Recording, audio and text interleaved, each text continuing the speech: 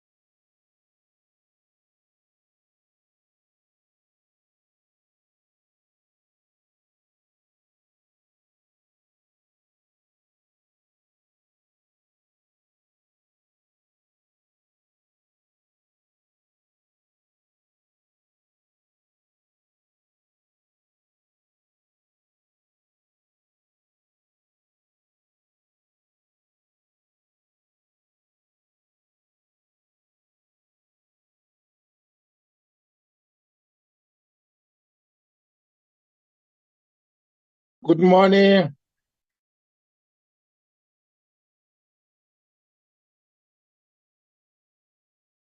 Yeah, boy, job. What's happening?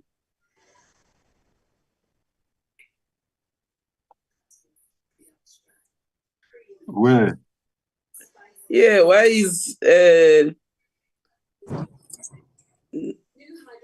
are we not hearing people talking here? What time are we starting? Are we starting at 10? Yes, we are starting at 10. It starts at 10. Ay, thula Somyo. Ngamile kaloku. I thought we were starting at 9:30. It's connecting. Yeah? Connecting 9:30. Oh, okay. Yeah, connection with 9:30. Oh, okay. Thank you for that. You can have a cup of coffee. Ngizayiphuza bhuti wami baba Mpanzi. Ngiyakutheleli isibongo sami. Oh, okay. Ivoice yakho neyaka baba Mpanzi ayacishe yafana. No problem. Wemandaba yenkosi lokhuluma naye yakithi. Awu indoda ongayithemba man. Indoda ongayithemba. Awungiyazi nje. Uyalazi udaba. Indoda ongayithemba. Impela. Unjani Jobe? Sikhona sishwaphi njani? Ngiyaphila. Sesiyele emapalini. Inetwork iyahamba la ngakithi kunjani lapho ngakuwe khona? La ekuruleni.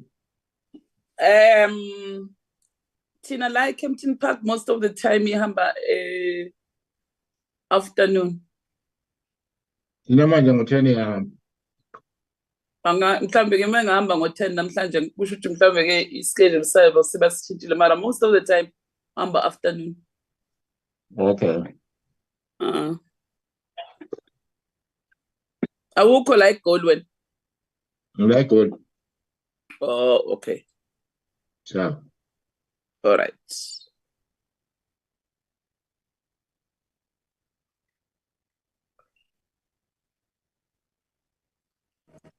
Nikhumbulene vakashelanani izinkokeli. SSB.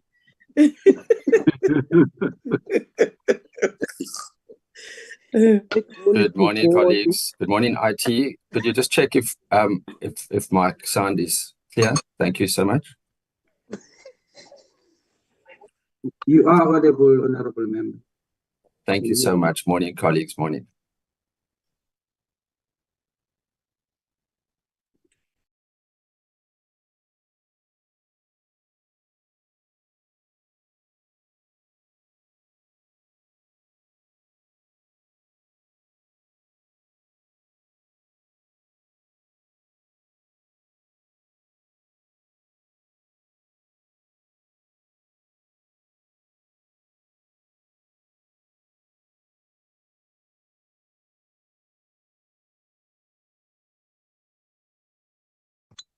Honorable Swart,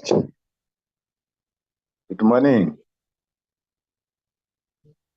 My brother Masuta, I miss you on the Justice Committee when you come back. Well, we are both antiques in this institution. Next Parliament. Yeah, I'm not sure if I'll be here in the next Parliament. Antiquities. But it's been a good run. Always been an honor to serve with you. It's been a good run. Long time. A long run. Yeah. A quarter of a century. Yeah, it's been good. We also served on the Magistrates Commission, I think.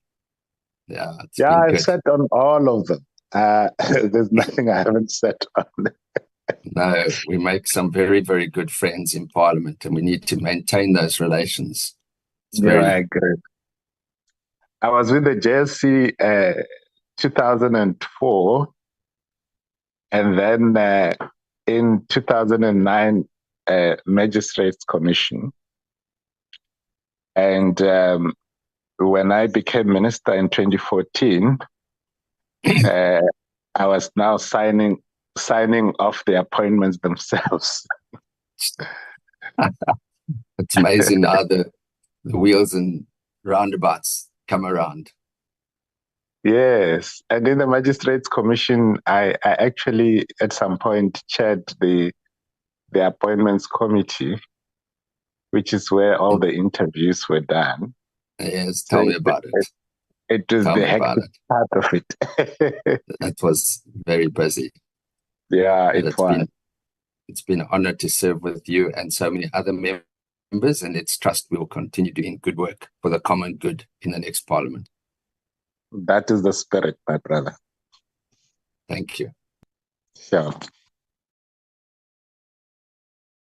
Recording in progress.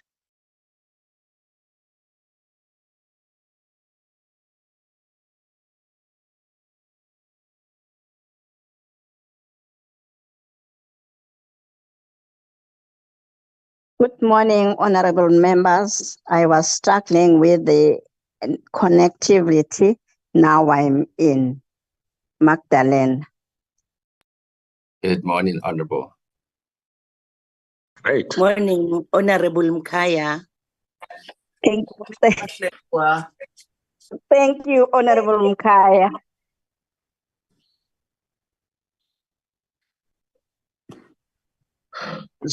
Sawubona mama. Ngiyabingelela baba, ngiyathoba. Ngiyathoba. Niyaphila.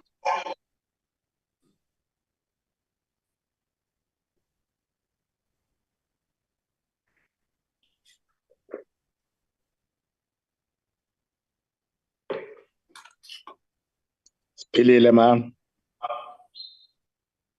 Lile baba, ngiyaphila. Nami ngifuna ukuzwa kini ukuthi niphilile yini. Siphilile. Great. Asibonge. Amen.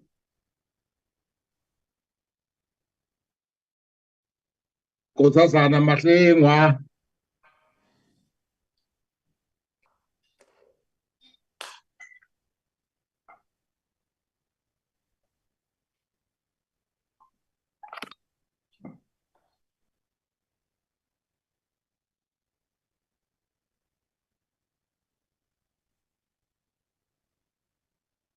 Amen.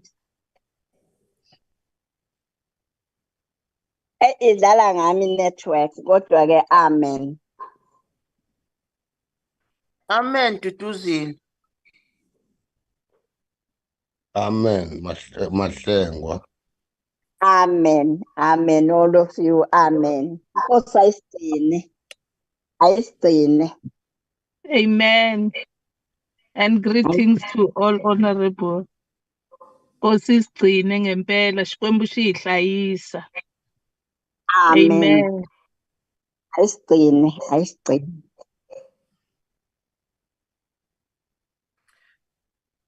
Good morning, honorable members. Order. I welcome all members who are logged into the virtual mini-plenary session. There will be an opportunity for silent prayer or meditation.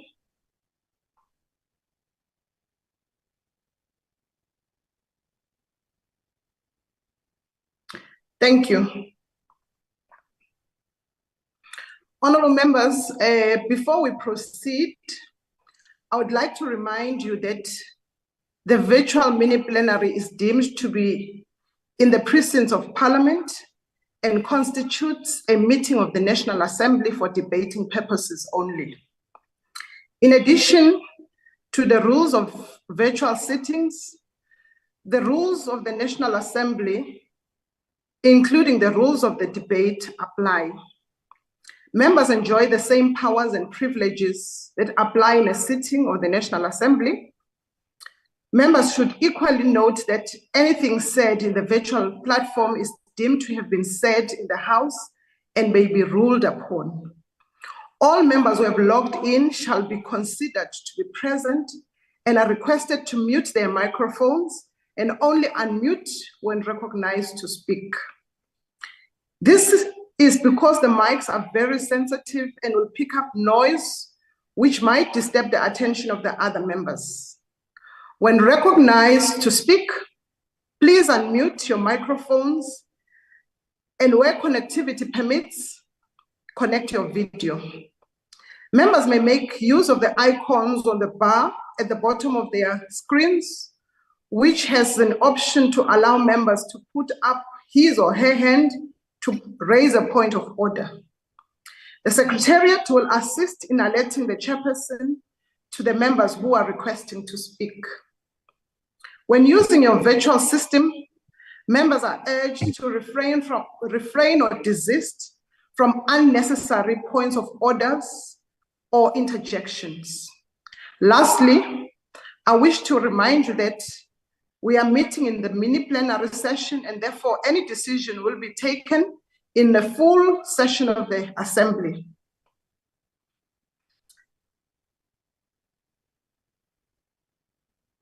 The subject for discussion in this mini-plenary is the first order item is the subject for discussion in the name of Honorable S N Swart on Parliament's role in terms of Section 231(2) of the Constitution, with particular reference to the World Health Organization's proposed pandemic agreement and amendments to the International Health Regulations of 2005. I now invite the Honorable Swart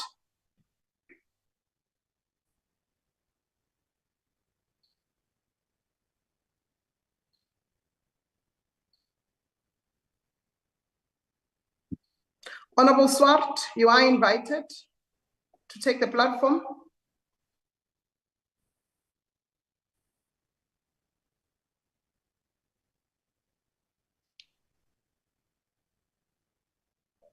Thank you, Chairperson. Chairperson, the ACDP fully appreciates that the negotiating and signing of all international agreements is the responsibility of the executive as per Section 231.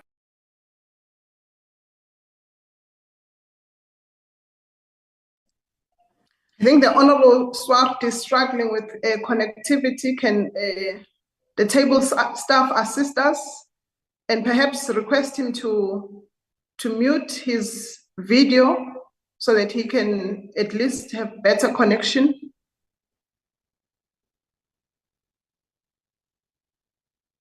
We will wait for Mr. Honorable Swart because the motion is in his name.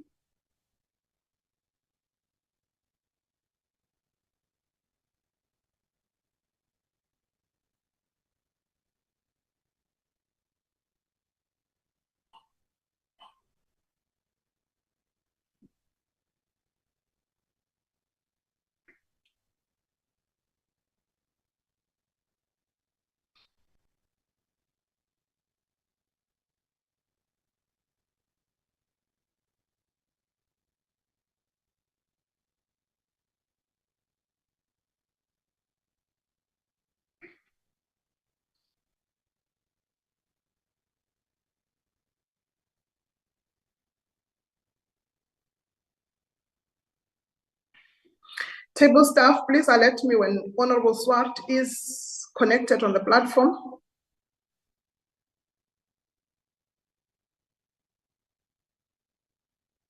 Chairperson, can you hear me now? Yes, we can hear you. Keep your video muted so that we can, okay, if you have better connection, you can proceed, Honorable Swart. My sincere apologies. Chairperson, the ACDP fully appreciates that the negotiating and signing of international agreements is the responsibility of the national executive. However, Section 231 states that agreements bind the Republic only after they've been approved by resolution in both the Houses of Parliament. What the ACDP is concerned about is the time it takes for Parliament to consider and approve these international agreements. And we've also never seen Parliament amend any such agreements. Surely Parliament is not just a rubber stamp Because of this inordinate delay, we also submit that Parliament also has an oversight function, particularly when we come to far-reaching international agreements such as we are discussing today, and amendments to those agreements where there is a question about whether Parliament has any say about them at all. Countries across the world have been asking questions about how governments handled the COVID-19 pandemic and what role did big pharmaceuticals play in influencing governments and the role of the WHO. Now, we as parliamentarians know our government was bullied into signing COVID-19 contracts with big pharma, paid billions of rands on highly unfavorable terms, and that the manufacturers in those contracts acknowledge that the long-term effects of those drugs are unknown. That is what they said. We now know that there's significant numbers of vaccine injuries and even some deaths, despite assurances that the vaccines are safe.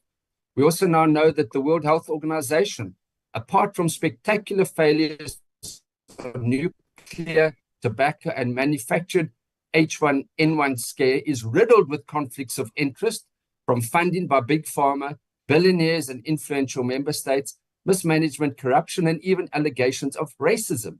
We now know there are many questions about how the WHO handled the COVID-19 pandemic and its origins. So why are these two agreements so important and of such concern? Both of these agreements are, in our view, very concerning as they designed to transfer binding decision-making powers to the World Health Organization. And while the aim of improving how the world prevents and better prepares for disease is laudable, what is being proposed appears to be nothing less than a power grab by the WHO. Now, the pandemic treaty must be tabled before Parliament. We accept that. But of greater concern are the amendments to the international health regulations being negotiated at present, and which we believe Parliament has no say over at this stage. And we're grateful as the ACDP that the 47-nation African bloc led by Botswana pushed back against the US moves to amend these regulations. But despite those objections, significant amendments were... Honorable Swart, we are losing your... And we are losing your connection. They come into force on the 31st of May this year. In view of the objections by the African bloc and others, yes. I'm going to turn off the camera. Thank you. Please do so. Please do so. Yes. So why are these amendments concerning? If one reads them together, they could undermine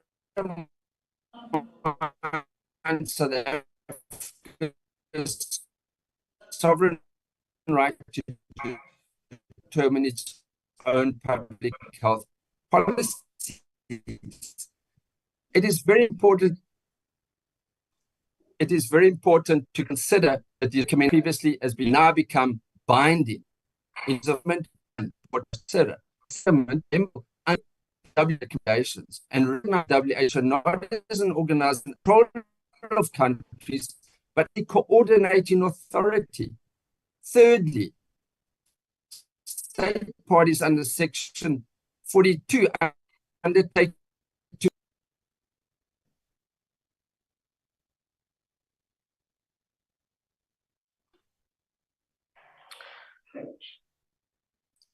Honorable members, we have lost Honorable Swart. Can I invite a member of the ACDP to assist?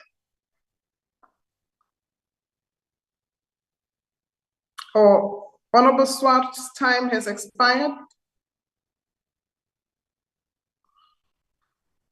Chair, has Honorable Swart's time expired, or is there still time left? You can continue, Honorable Thring, and conclude. Could I ask how much time does he have left?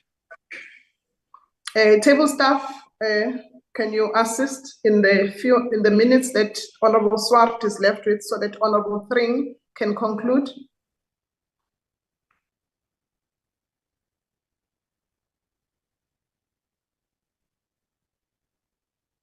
He has 2 minutes left. Honorable Thring. Thank you, Honorable House Chairperson.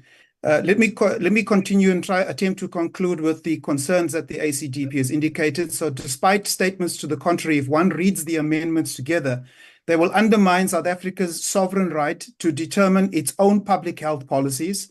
There are vague definitions of health. The vague definitions of health could allow the WHO to declare pandemics, even permanent pandemics, and allow it to impose binding restrictions such as lockdown, surveillance, and even mandatory treatments on countries. And these measures are clearly far-reaching and demand the attention of us, not only as lawmakers, but also in exercising oversight over the executive during negotiations. The ACDP asserts that we need to be mindful that WHO, the report of the Review Committee regarding amendments to the International Health Regulation 2005 stated on the 6th of February that the sovereignty of states parties remains foundational to the regulations, as with the revisions nearly 20 years ago that led to the International Health Regulations proposed amendments to them, and will need careful balancing between a state party's sovereign right to take actions necessary to protect its population against a public health risk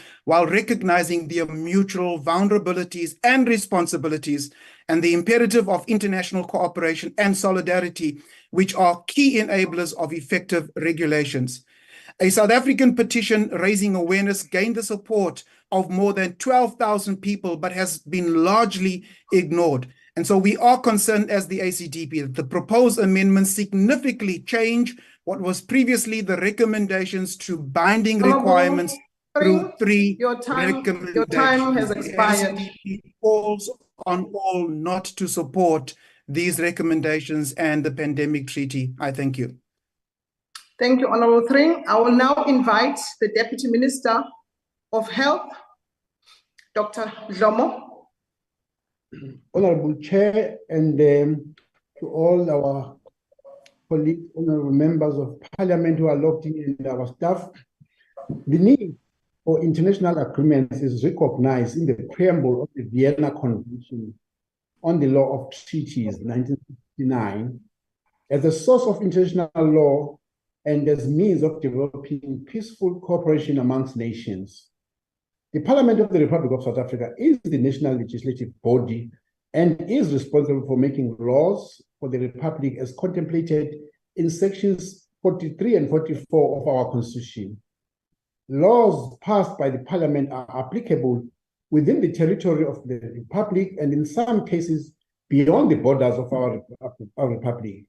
For example, that applies beyond our borders is in case of Defence Act. For defence members who are deployed outside South Africa, there may actually be issues related to military court and setting up issues and getting them sorted while they are there.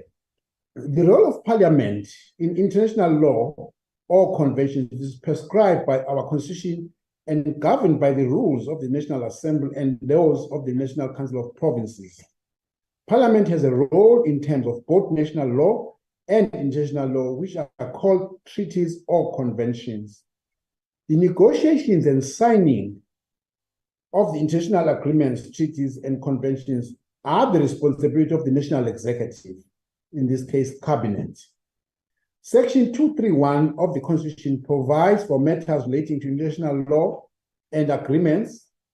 It clearly delineates the roles played by different arms of state.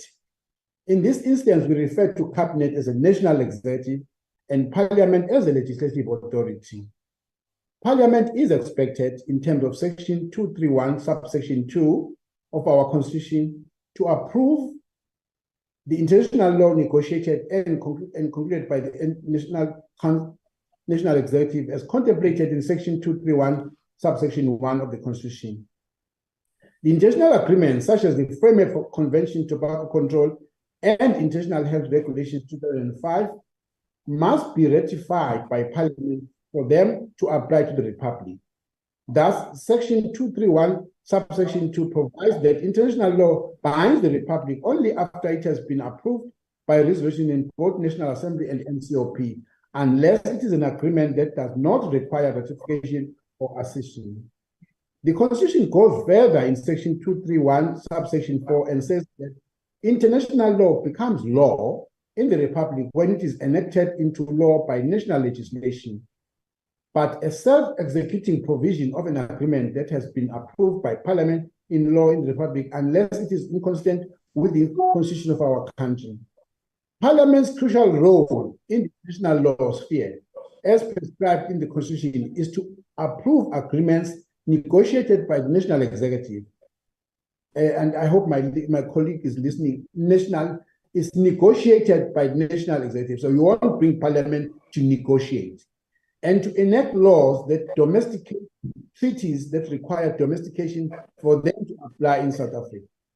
Our experience of COVID-19 early 2020 exposed gaps, and I hope that goes very well with our members. It exposed gaps, whatever we had, exposed gaps such as inequity with regards to resources requirement for prevention and management of COVID-19.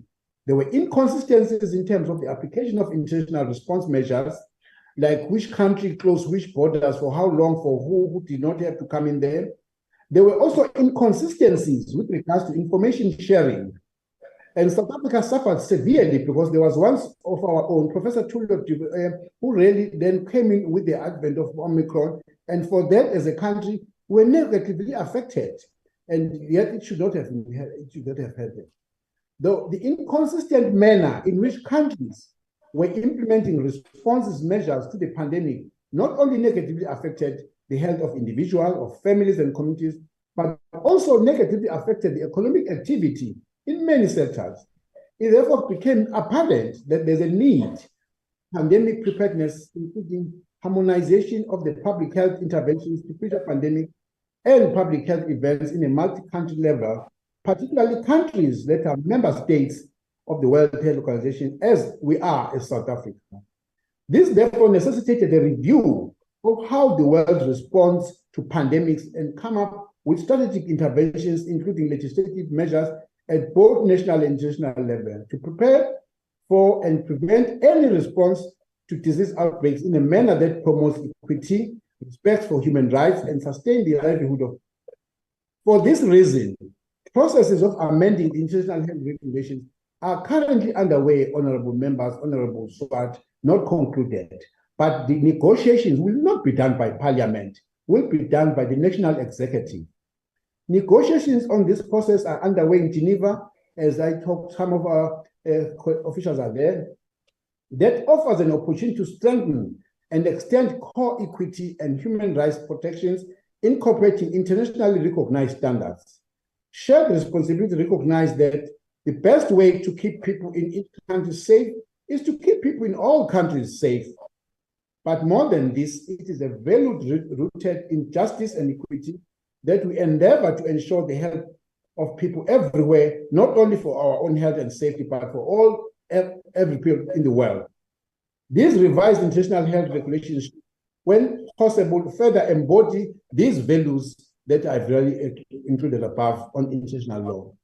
As provided in the Constitution, the executive member, in this case, our minister, is leading and ensuring participation in the ongoing negotiations, discussions on the amendment of this bill. So I do not understand the situation where we are told not to participate in negotiations and discussions. How then do we influence and we do not recognize that the World Health Organization is the only world expertise of knowledge in the world that guides us on the issues of health?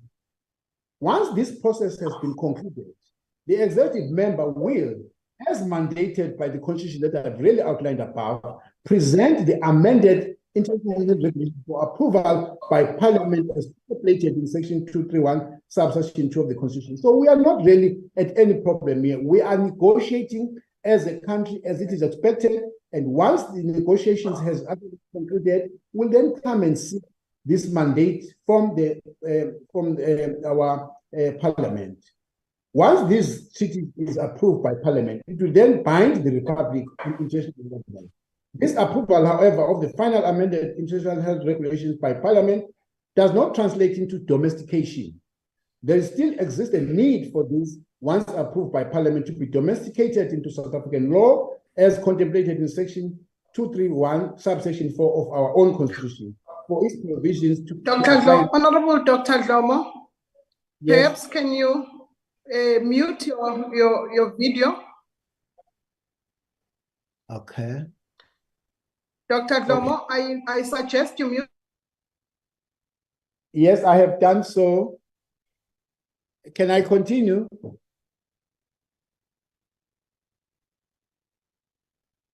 Can I continue, Chair?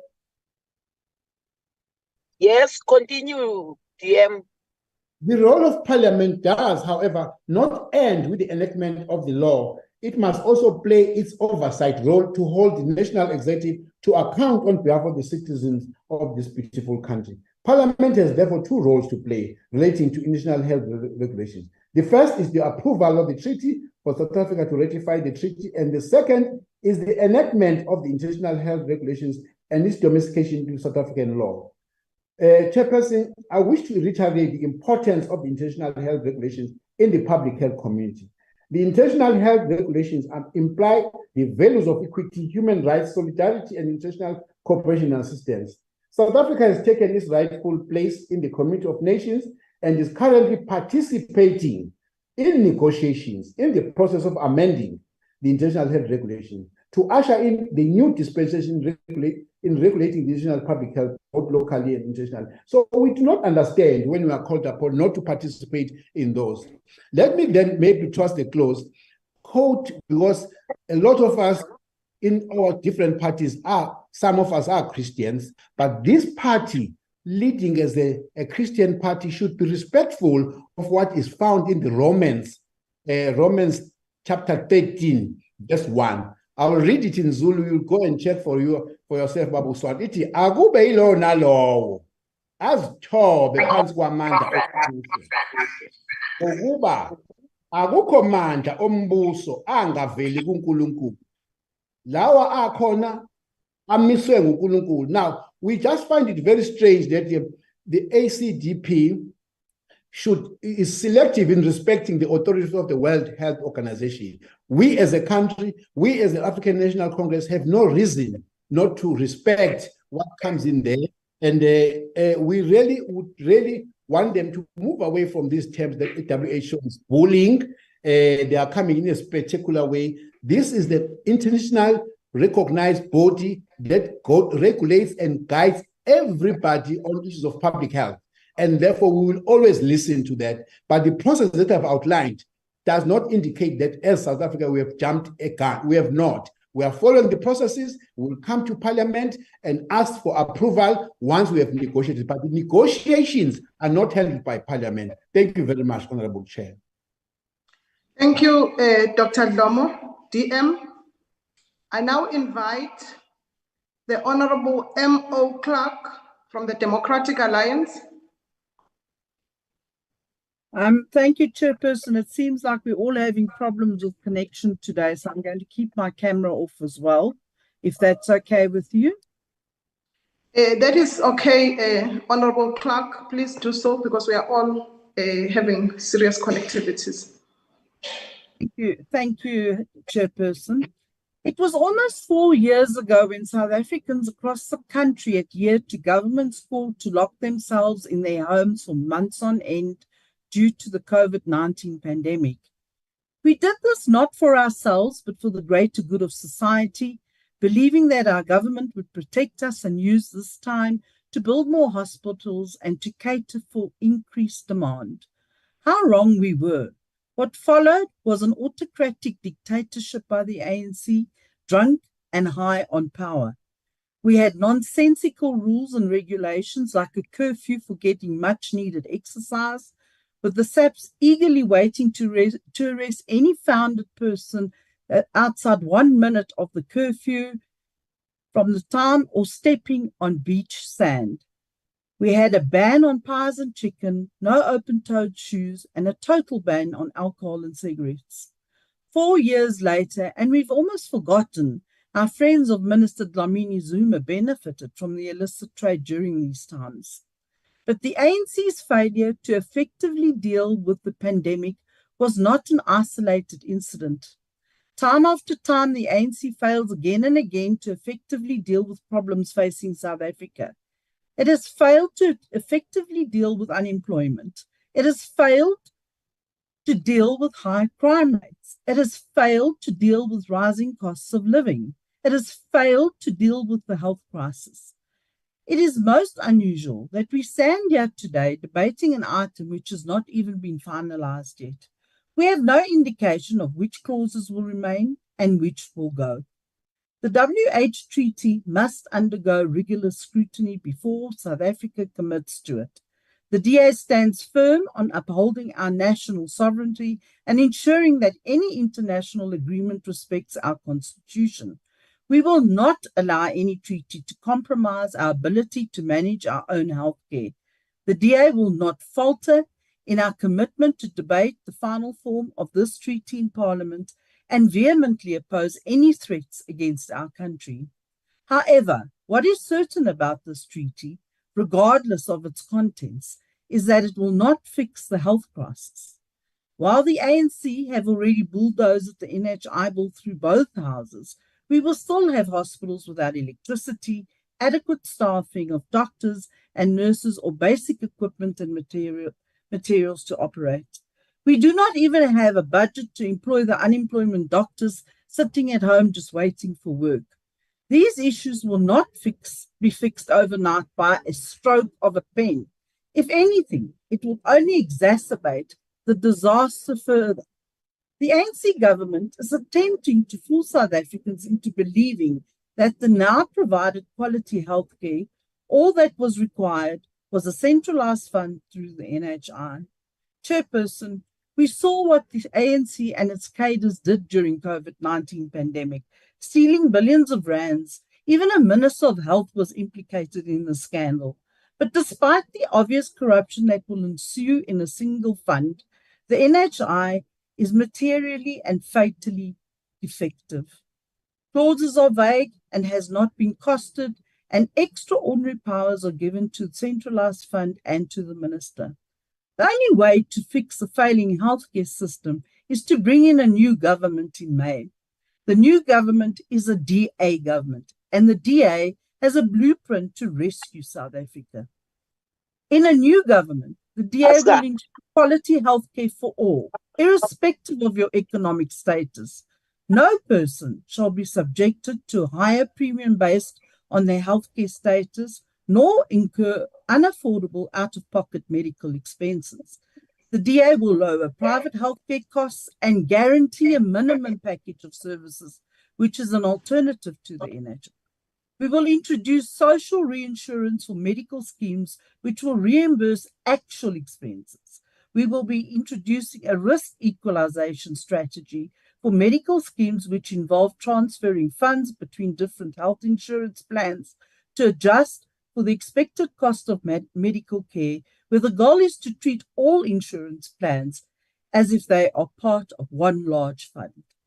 To ensure accountability and prevent corruption, the DA will ensure a corrupt-free healthcare system by removing politicians, like the minister, from administration, regulators, and any public entities responsible for healthcare services. We will establish and investigate structure to address fruitless, wasteful, and irregular expenditure which plagues the healthcare budget year after year. We know that the NHI bill is sitting on the president's desk as we speak, which he will surely keep on his desk until a few weeks before the election to score as many cheap political points as possible. Mr. President, the Constitution requires you to refer the bill back to Parliament and to the Concourt if there are constitutional concerns. Should you attempt to sign the bill into law in any way and refuse to abide by your constitutionally mandated duties, the DA will ensure you are taken to court. I thank you, Chairperson. Thank you, Honorable Clerk. I now invite the Honorable Member from the EFF.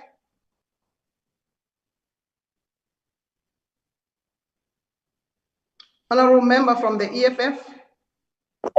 Thank you, House Chair. I'm asking from you if I can keep my video off because I'm just worried about the network connection. Yes, you are permitted to do so. Thank you, House Chair. Chairperson, according to Section 232, subsections 2 of the Constitution and international agreement, binds the Republic only after it has been approved by resolution in both the National Assembly and National Council of Provinces, unless it is an agreement referred to in subsection 3. In the national sphere of government, the legislative power of the Republic is vested in Parliament, whereupon the Parliament is responsible for making and passing laws, with the National Assembly also scrutinizing and overseeing the actions of the executive. The National Council of Provinces, on the other hand, must ensure that provincial interests are taken into account in the national sphere of government by taking part in the lawmaking process and by being the forum where issues affecting the provinces are debated publicly.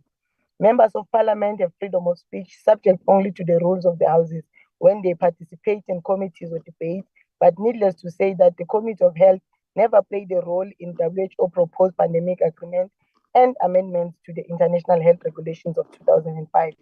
The right that they have to ensure that they can bring important matters to the attention of the public with specific reference to WHO proposed pandemic agreement and amendments to the International Health Regulations of 2005 was and still denied. As with the importance of the public in the work of Parliament is emphasized by the fact that the Constitution instructs Parliament to facilitate public participation in lawmaking process and to take reasonable measures for public access to its committee meetings and house sittings, which is also overlooked in this important matter. Furthermore, the discussions on proposals to amend the International Health Regulations has not been conducted since the 7th meeting of the Working Group on Amendments, and which was held on the 5th to the 9th of February 2024, and discussion will resume again on the 8th of March to end the 7th round. This working group will be engaged in the definition of the next 10 years of global surveillance and of collective security when it comes to health emergencies and particularly high impact and epidemics. It is reported in that during the latest discussions, governments focused on refining amendments to articles and annexes that were at an advanced stage of negotiation, including substantive dialogue on the public health alert, public health emergence of international concerning pandemic continuum, where in South Africa, substantive dialogues that include the public participation take place, except that draconian laws were imposed during the recent COVID-19 pandemic. Furthermore, the proposed amendments to provisions related to governance and foundational articles of the regulations will be addressed in April 2024 to finalize the package of amendments for consideration by the 77th World Health Assembly in May 2024. It is not necessary at this stage to embark on the discussion of such nature since the process of amendment is still in a drafting stage. Thank you very much, Chair. Thank you, Honorable Member. I will now invite the Honorable M.D. Hlengwa from IFP. Thank you, Honorable Chair. I'm also going to switch off my video because of the connectivity. You are permitted to do so, Honorable Hlengwa. Thank you. Honorable Speaker, the COVID-19 pandemic devastated many countries across the globe, not only in terms of their economic, but also drained all countries of their medical staff and resources. This period is our recent history clearly earmarked and lack of provisions and procedures in most countries when it comes to the immediate dangers posed by various of this nature. We saw countries scrambling to fight back against these various, presidents desperate for solution, and health ministers running around to find vaccine and cures. Just like with the Spanish flu and the HIV and AIDS epidemic, the world was caught off guard and simply not ready for this sheer force of the COVID-19 pandemic. Therefore, the IFP welcomes the World Health Organization proposed pandemic agreement The IFP concurs with the agreement that countries should have institutions in place, fully equipped with the technology and expertise needed to sustainable procedure pandemic-related products.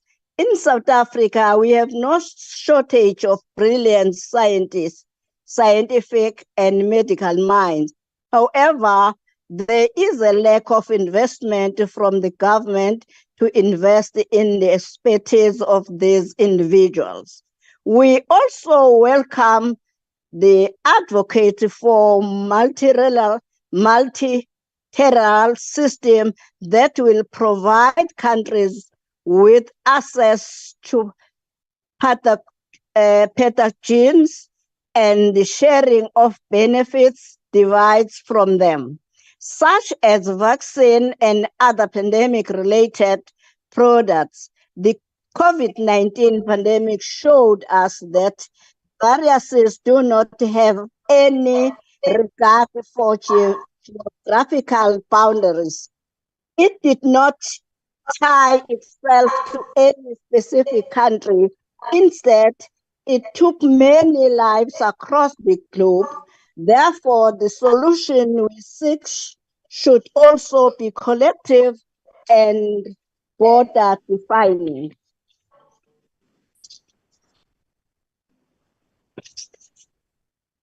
In my conclusion, Chairperson, the COVID-19 pandemic has drastically changed the world as we knew it, and with that rendered quite a number of regulatory frameworks. Your time has expired. Honorable Sengwa, your time has expired. Thank you. Thank you. Thank you. I now invite the Honorable Van Staden. Geachte voorsitter, thank you, Chairperson. Geachte voorsitter, die VF+ het vra oor die ondertekening van die internasionale verdrag oor pandemievoorkoming en paraatheid deur lidlande van die Wêreldgesondheidsorganisasie. Die ANC-regering het die ondertekening van hierdie verdrag so stil gehou totdat die publiek dit in Mei 2022 onder die aandag van die VF+ en alle lede van die parlement gebring het. En die publiek het in 'n skrywe aan die parlementslede navraag gedoen oor die Suid-Afrikaanse regering se betrokkenheid by hierdie verdrag. Na eie ondersoek het dit aan die lig gekom dat die Suid-Afrikaanse regering deel was van hierdie onderhandelinge en ook moontlik die mede-ondertekenaar van hierdie verdrag sou wees. Deur hierdie verdrag te onderteken kan die Wêreldgesondheidsorganisasie in die toekoms aan Suid-Afrika voorskryf hoe om 'n pandemie op tuisbodem te bestuur. Dit kan Suid-Afrika se soewereiniteit in die gedrang bring. Dit terwyl ons almal weet watter uiters nadelige gevolge die COVID-19 inperkings wat die ANC op ons almal afgedwing het deur middel van sinnelose inperkingsregulasies op die land se ekonomie en die welvaart van ons mense gehad het. Alvorens enige verdrag oor enige pandemie met ander lande en internasionale organisasies gesluit word, veral die WGO, behoort die Suid-Afrikaanse publiek hiervan kennis te dra en moet hul toegelaat word om insette daaroor te kan lewer. Ons mag nie toelaat dat sulke verdrae in die geheim onderteken word nie. Section 231 of the South African Constitution clearly stipulates that any international treaty is only binding once the National Assembly and the National Council of Provinces have adopted it. It's seeing that the current ANC government cannot be trusted with enforcing states of disasters and health regulations, it must also, in this matter, follow the correct route with a public participation process. The FF+ have already made this clear during a meeting between the Portfolio Committee on Health and the delegation from the European Parliament on the 22nd of February 2023. The FF+ also emphasized that poor decisions and mistakes made during the COVID-19 pandemic must not be repeated and that all the member states of the WHO must carefully consider the proposed treaty. It could, in fact, be dangerous to rely too heavily on input from the ANC. It is of the utmost importance that the South African public is afforded the opportunity to submit comments on the WHO's planned international health treaty, which government will sign on their behalf, and it's therefore also important to disclose all the details of the treaty. Die parlement en veral lede van die parlement het 'n plig teenoor die Suid-Afrikaanse publiek om nie sonder meer net hierdie verdrag te ondersteun nie. Ons moet aan die publiek kan wys dat die parlement nie as 'n demokratiese instelling nie net 'n rubberstempel van die ANC is wat sy meerderheid misbruik om hierdie sinnelose verdrag te onderteken en te laat goedkeur nie. Hierdie verdrag is nie 'n verdrag wat van 'n tegniese, administratiewe of uitvoerende aard is nie, maar wel 'n verdrag wat die goedkeuring vereis van beide die parlement se huise. Dus kan ons nou reeds begin om Suid-Afrika te herstel en bou deur hierdie verdrag se muur af te keer wanneer deur voor die twee huise van die parlement dien vir beslissing indien die publiek nie die geleentheid gekry het om al insette daaroor te lewer nie. Kom ons stel die voorbeeld en bring die inhoud van hierdie verdrag in die ope en gaan vra die publiek se insette om sodoende uitvoering te gee aan die beleidsraamwerk van openbare deelnameprosesse. Kom ons herstel en bou en kom ons stuur die ANC met sy geheimhoudings terug huis toe. Dankie, agbare voorsitter. Thank you, Honourable van Staden. I now invite the Honourable Thring. Thank you, Honourable House Chairperson. I wish to make it abundantly clear that the World Health Organization's two instruments, the proposed pandemic agreement and amendments to the international health regulations, are nothing short of an autocratic dictatorial move towards a one world government seeking to erode the sovereignty of independent nations. The ACDP believes that the proposed pandemic treaty, read with the amendments to the international health regulations, will set humanity into a new era that is strangely organized around pandemics. A new governance structure under WHO auspices will oversee the international health regulation amendments and related activities. It will rely on new funding requirements, including the WHO's ability to demand additional funding and materials from countries and to run a supply network to support its work in health emergencies as seen under Article 12. The WHO's attempt to limit freedom of speech such as contained in Annexure 1, Article 5E relating to counter misinformation and disinformation is nothing other than a censoring of unofficial views in order to protect the WHO from what they call information integrity. This is not acceptable and certainly a breach of our constitutional rights. Some of the many articles in the controversial two instruments include giving the WHO's Director General the power to unilaterally declare a public health emergency in any country without the country's agreement. In the UK Parliament, the Honourable Philip Davies warned that we are talking about a top-down approach to global public health hardwired into international law. At the top of that top-down approach, we have our single source of truth on all things pandemic, the World Health Organization's Director General, who it appears will have the sole authority to decide when and where these regulations will and can be deployed. Secondly, whether a real or potential health emergency that the country would have a mere 48 hours to respond or explain or face the consequences, including sanctions.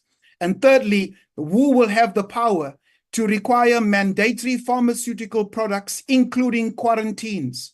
The African Christian Democratic Party does not call for government to stop negotiations, as the Deputy Minister indicated, but demands that it will not agree to any international health regulation amendments that would compromise South Africa's ability to make its own domestic decisions on national public health. The ACDP has recorded its formal objections to the international health regulatory amendments to the World Health Organization and call on all political parties and South Africans to reject the WHO's power grab under the guise of pandemic preparedness. Thank you. Thank you, Honourable Thring. I now invite the Honourable UDM, Honourable Member from UDM.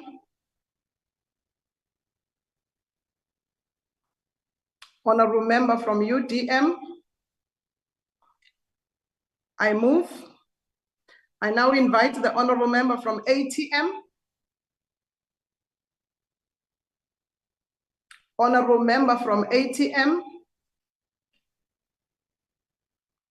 I now move. I now invite the Honourable M. Sheikh Imam. Honourable Imam. Thank you very much, Chairperson. Thank you for the opportunity. On behalf of the National Freedom Party, allow me to reiterate some of the very serious concerns we have. Given the status quo in the world today, it is common knowledge institutions and organizations like the World Health Organization, the IMF, the World Bank, NATO, UN, these are all toothless,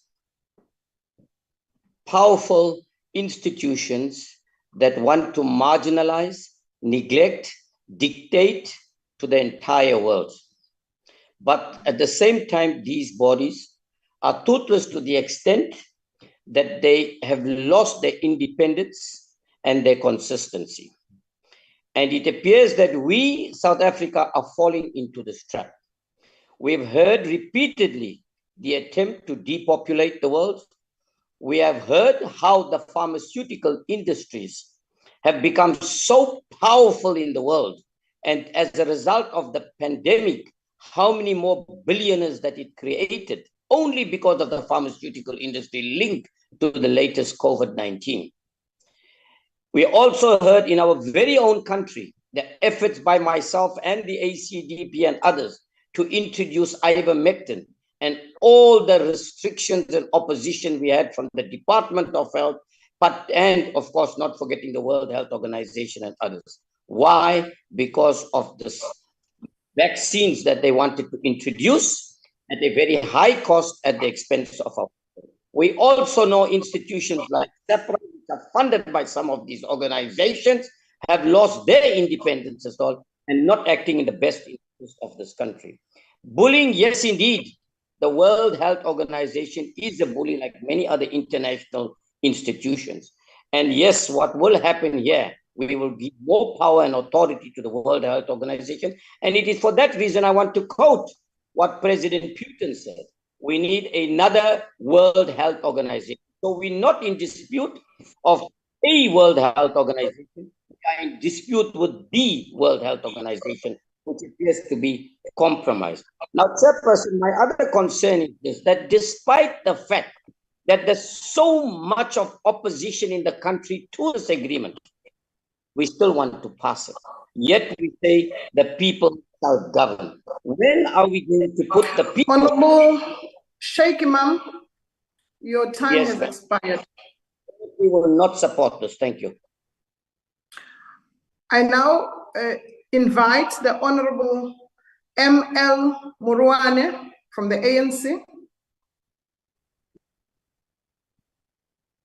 Honorable Muruane.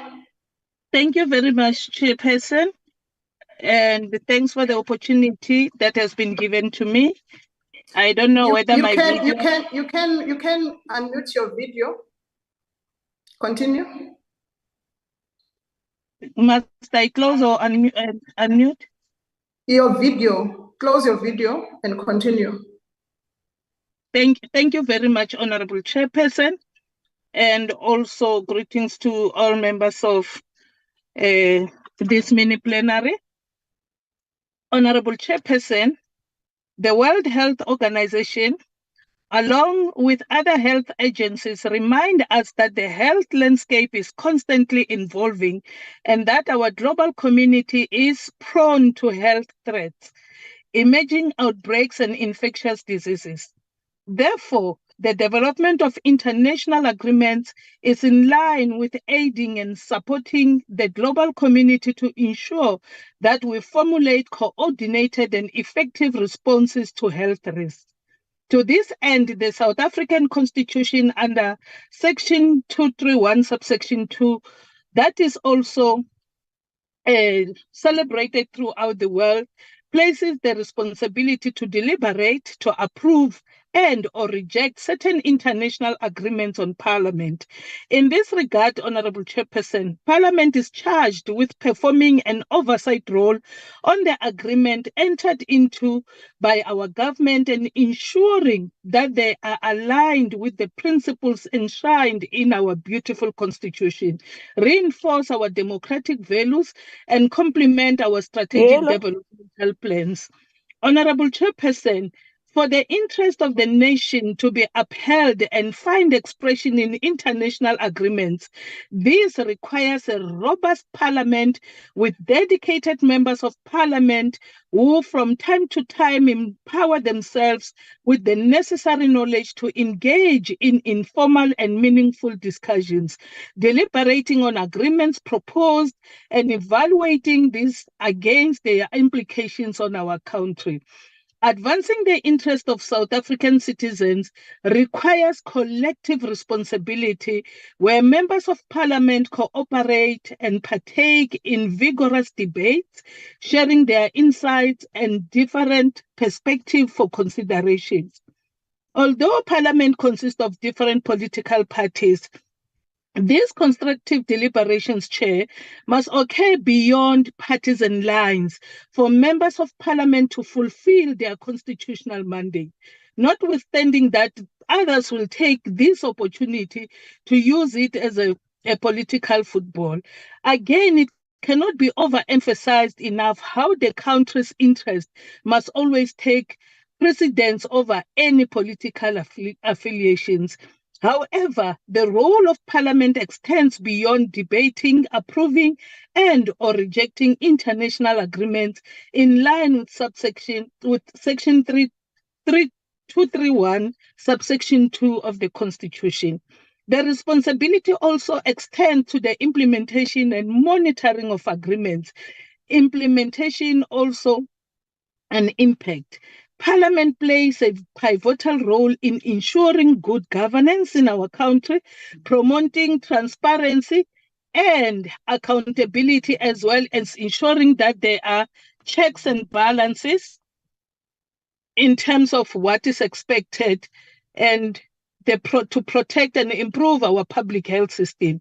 The COVID-19 pandemic also exemplifies the vital role of parliament processes in navigating health crises and engaging with international health engagements to safeguard the well-being of our people and the global community at large.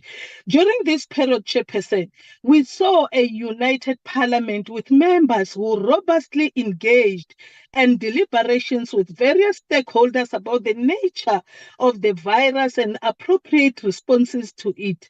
Through parliamentary oversight, we were able to see our government swiftly responding to the crisis by creating testing centers, making vaccinations available, as well as creating a safety net for the poor and vulnerable through the SRD grant, which is loved by many South Africans and now has popularly been referred to the 350s. And others, Chairperson, they call it uRamaphosa uyabathanda abantu abangasebenzi. uRamaphosa uthanda abantu bahlezi ekhaya. To this end, this places responsibility on citizens to play an active role in combating to the legislative processes by following the work of Parliament, writing to Parliament also, and supporting advocacy groups and participating in other democratic methods and systems to hold public representatives accountable for prioritizing health equity. All South Africans must utilize their democratic right to continue to shaping the laws that govern them and also of our country and the world we live in.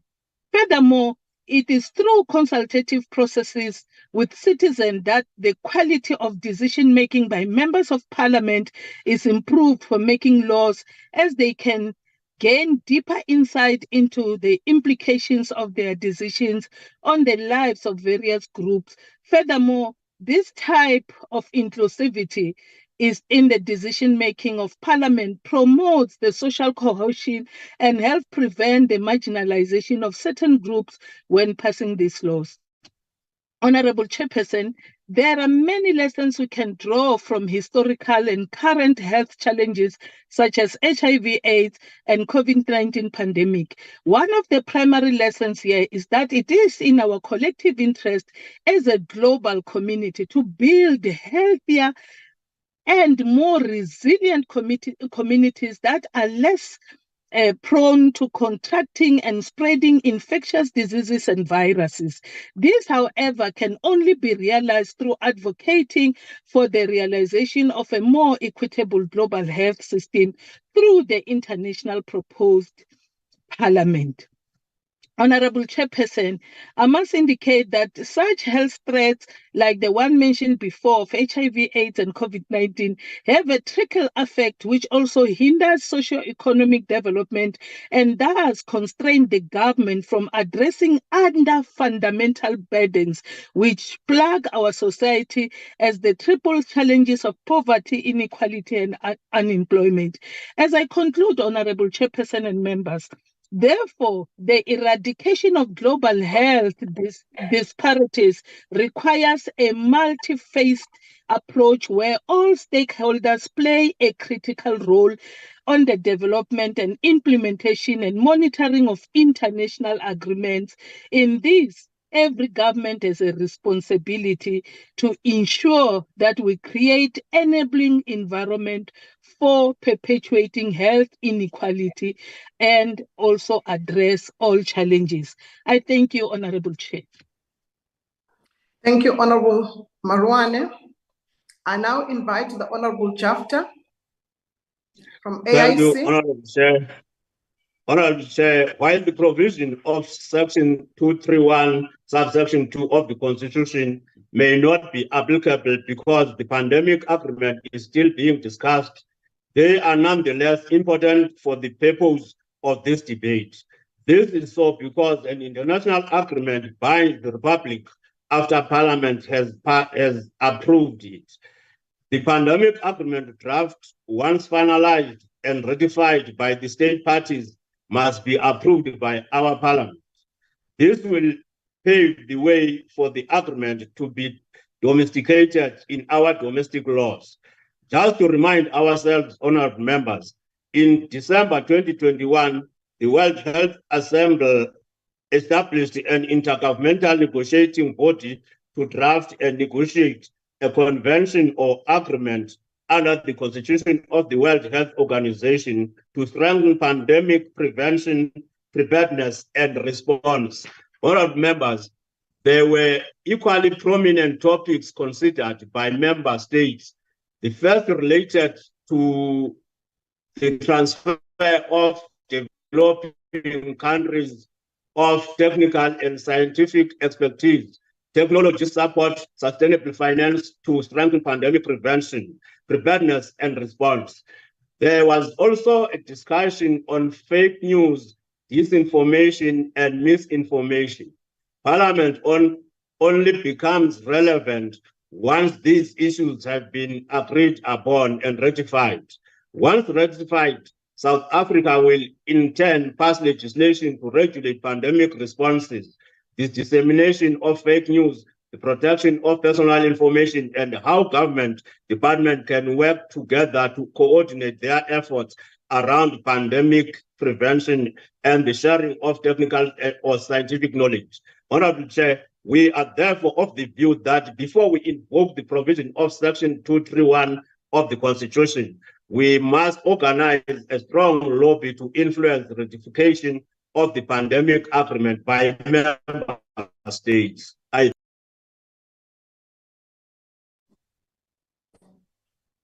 Thank you, Honorable Jafta. I now invite the Honorable PAC, the Honorable Member from PAC. I pass. I now invite the Honorable Member from COPE.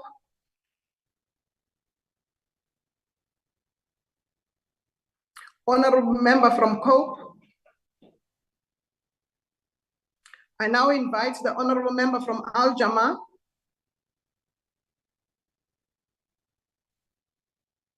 Honorable Member from Al Jama. I now invite the Honorable Hinkling from the DA. Thank you so much, House Chair. House Chair, the debate before this House, the WHO Pandemic Treaty, is, in the Democratic Alliance's opinion, somewhat premature. The reason being that the treaty is only the developmental stage and the final version has yet to be determined. That being said, there are many divergent views on the treaty and its contents, one of the main areas of which I will address today. However, I would like to make 2 points very clear.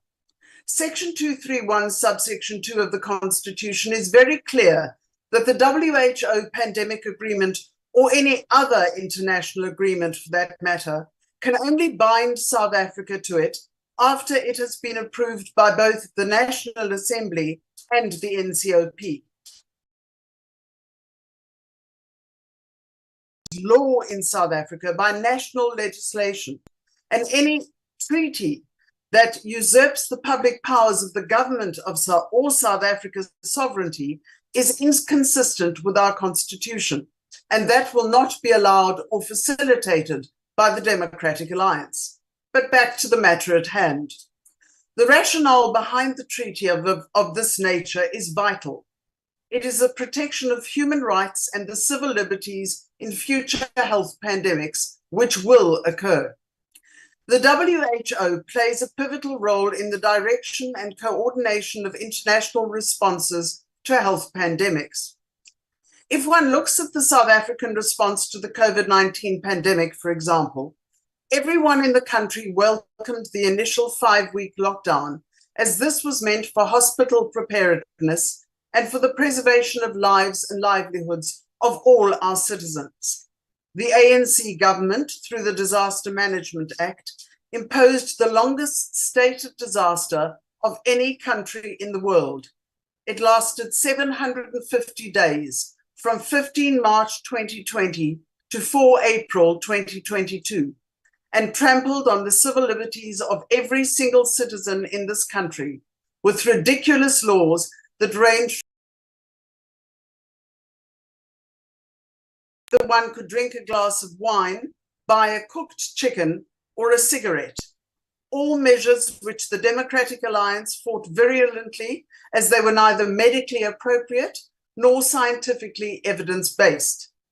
This WHO treaty is designed to prevent, prepare for, and respond to pandemics, with the aim to comprehensively and effectively address scientific gaps and challenges that exist in these areas at national, regional, and international levels. The greatest misnomer surrounding this treaty, though, is in the area of sovereignty of member states to manage their own healthcare without interference from international bodies. House Chair, the ANC is hell-bent on ensuring that the NHI gets implemented at all costs in South Africa. The Democratic Alliance applauds the ideal of universal health coverage, but as my colleague, the Honourable Clark, has so eloquently elaborated upon, the NHI is not the answer for South Africa. The WHO will have no say in this regard, and neither will anybody else for that matter, if the ANC has anything to do with it. They have made that abundantly clear. Well, at least until June 2024. The last but most important issue that I would like to raise is that South Africa, or rather the ANC government, was supposed to have made input into this treaty document in December. As a committee, we don't know whether input was made. We don't know what that input entailed. No wonder there are dozens of conspiracy theories flying around as to the input, because this input is in the hands of the same ANC government that is selling South Africa down the NHI road as quickly as it can. That is why South Africa, where you put your cross on 29 May, is so vital. A DA-led government will never miss a deadline on an issue as vital as the WHO pandemic treaty. The time for change is now, and so I ask you, vote appropriately. I thank you. Thank you, Honourable Hinckley. Let me invite the Honourable Dr. Jacobs, the Chairperson of the Portfolio Committee on Health. Dr. Jacobs. Thank you, Chairperson. Morning to everyone. COVID-19 seems a distant past as we constantly are caught up in dealing with the matters of life on a daily basis. Yet we must not forget the lives lost and the sacrifices made by the healthcare professionals and staff in the health sector during this difficult time in the history of the world. Yet hardly 2 years later, some people seek to dishonor the sacrifices of those heroes like Honorable Clark and Hitler are doing here, just for some people are party politicking and asking people to vote for them. The international spread of disease is a global threat with serious consequences for lives, livelihoods, societies, and economies. It therefore requires the widest possible international cooperation in an effective, coordinated, appropriate, and comprehensive international response.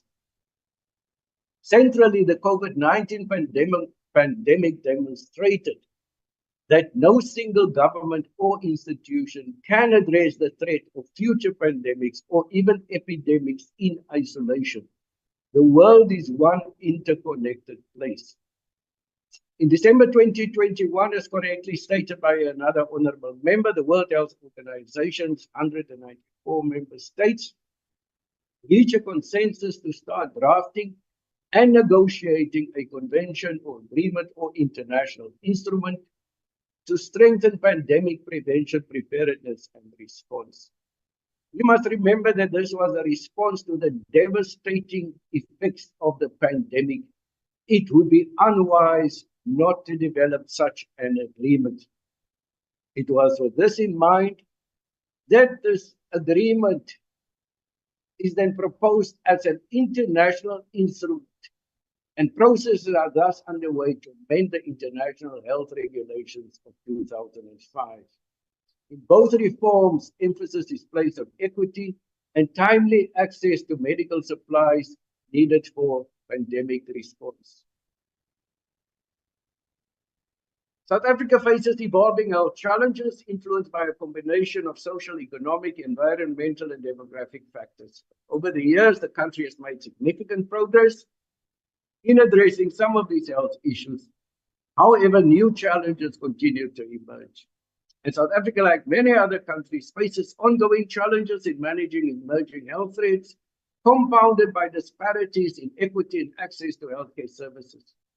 Moreover, the effects of climate change are increasingly making countries and communities vulnerable to a range of diseases, new and old.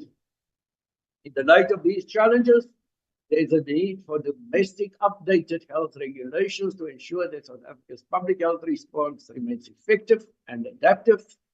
And the COVID-19 pandemic demonstrated the need for agile and adapted regulatory frameworks to facilitate rapid response and containment.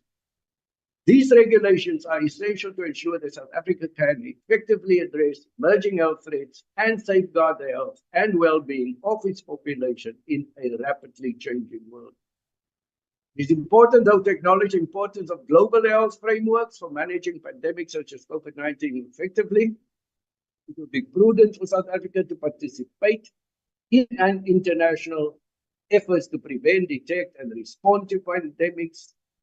This might involve sharing data, resources, and expertise, while also ensuring that its own pandemic preparedness are robust. Yet it is crucial to continuously balance national interests within global health frameworks by prioritizing the health needs of the country's population, while also engaging in international collaborations to address global health challenges effectively. This balancing act would mean ensuring access to essential medicines for citizens while also supporting global health initiatives and promote affordable access to medicines for all, strengthening health systems globally, which can indirectly benefit South Africa as well. Honorable Chairperson, it's important that South Africa commits to placing human rights as enshrined in the Constitution at the center of global arrangements and agreements, thus reflecting its dedication to fostering a more just and equitable world, both within its borders and beyond. By prioritizing human rights principles in the responses to health threats, our country can strengthen its public health system, build trust among its population, and promote health equity. South Africa's efforts to promote domestic and continental surveillance research and medicines and vaccines production will not only improve healthcare outcomes for citizens, but also to economic development, innovation, and regional collaboration. COVID-19 pandemic laid bare the urgent need for the African continent to accelerate investments in building vaccine development and manufacturing capabilities. Whilst developed countries hoarded excess vaccines, African countries, including South Africa, struggled to gain access. Honorable Chairperson, increased investment to ensure the achievement of the target of manufacturing of at least 60% of vaccines consumed in Africa.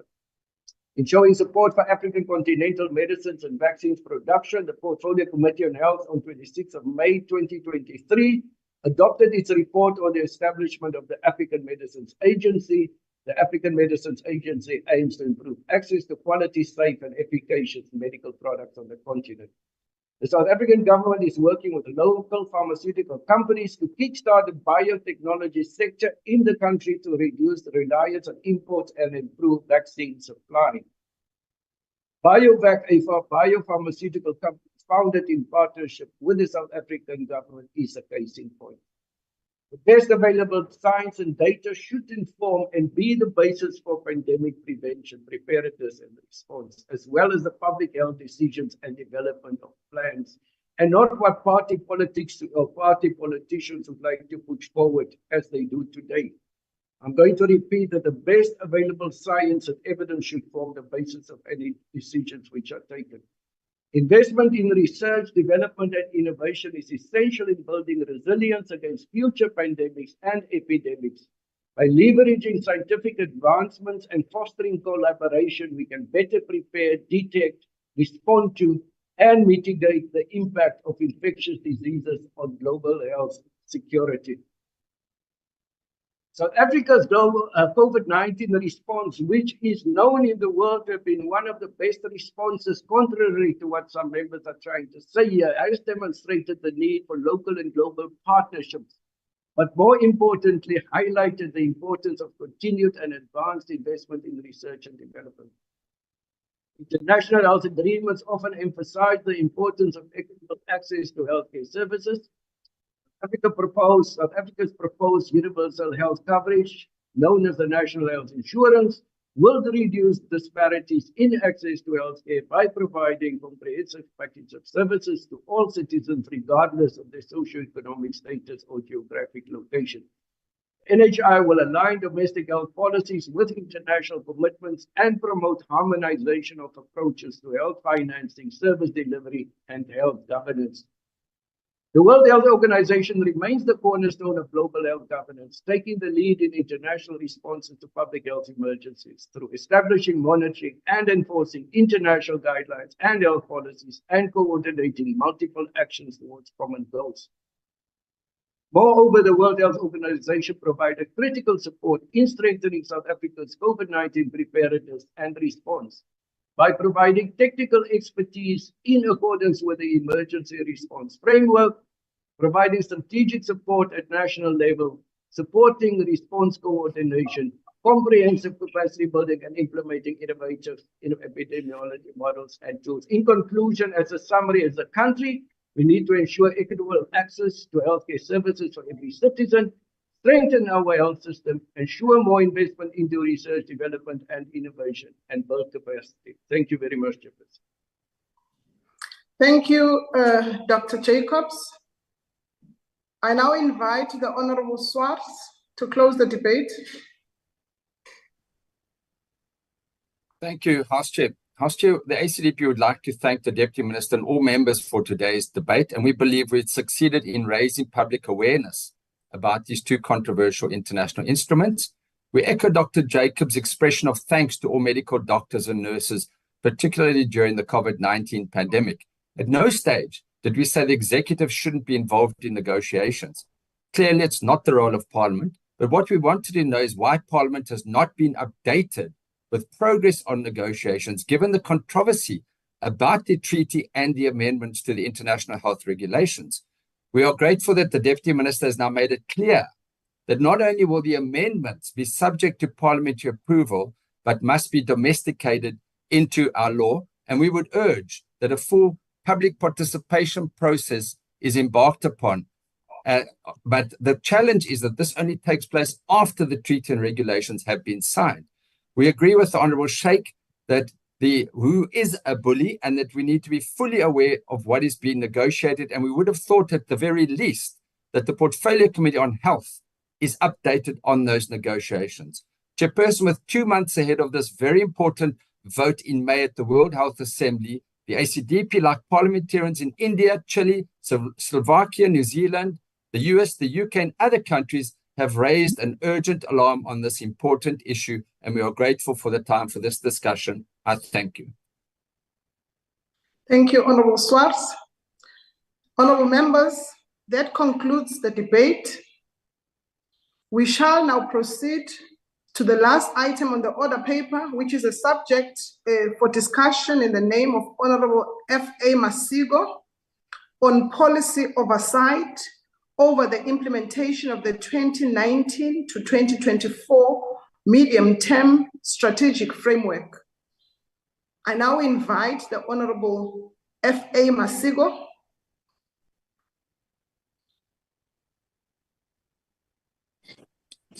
Thank you very much, Honorable Chairperson. For purposes of connectivity through you, Honorable Chair, I'll request to switch off my video. You are welcome to do so. Thank you very much, Honorable Chairperson.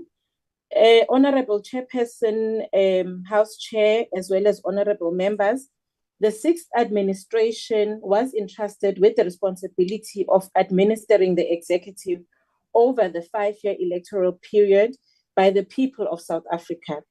Central to the task of the executive is to translate the electoral mandate from the people, which is premised on the ANC manifesto. Over the years, the African National Congress has developed policies that have envisaged a free and developed South Africa that creates equal opportunities for its citizens to have a better life that is not premised on race or gender, but seeks to create a non-racial and non-sexist South Africa. The 6th Parliament has overseen the executive to ensure it first translates the electoral mandate to a medium-term strategic framework. The 6th administration developed priorities emanating from the ANC manifesto, which committed to 1, transform the economy to serve the people, advance social transformation, build better and safer communities, fight corruption and promote integrity, strengthen governance and public institutions, build national unity and embrace diversity, and promote a better South Africa, Africa and the world. The 6th administration thus translated the ANC manifesto commitments to 7 priorities derived from the NDP, the electoral mandate, as well as SONA. Priority 1 addressed a capable, ethical, and developmental state. Priority 2, addressing economic transformation and job creation. Priority 3 looked at education, skills, and health. Priority 4 dealt with consolidating the social wage through reliable and quality basic education. Priority 5 looked at spatial integration, human settlements, as well as local government, with priority 6 dealing with social cohesion and safer communities, and priority 7 addressing a better Africa and the world. These priorities, honorable members, constituted the core of the program of the past 5 years of the 6th administration. A critical aspect which enables the realization of these priorities is ensuring adequate financial resources are available to support the implementation of the priorities. In our oversight functions, we have observed a high level of alignment about allocating finances to advance the priorities.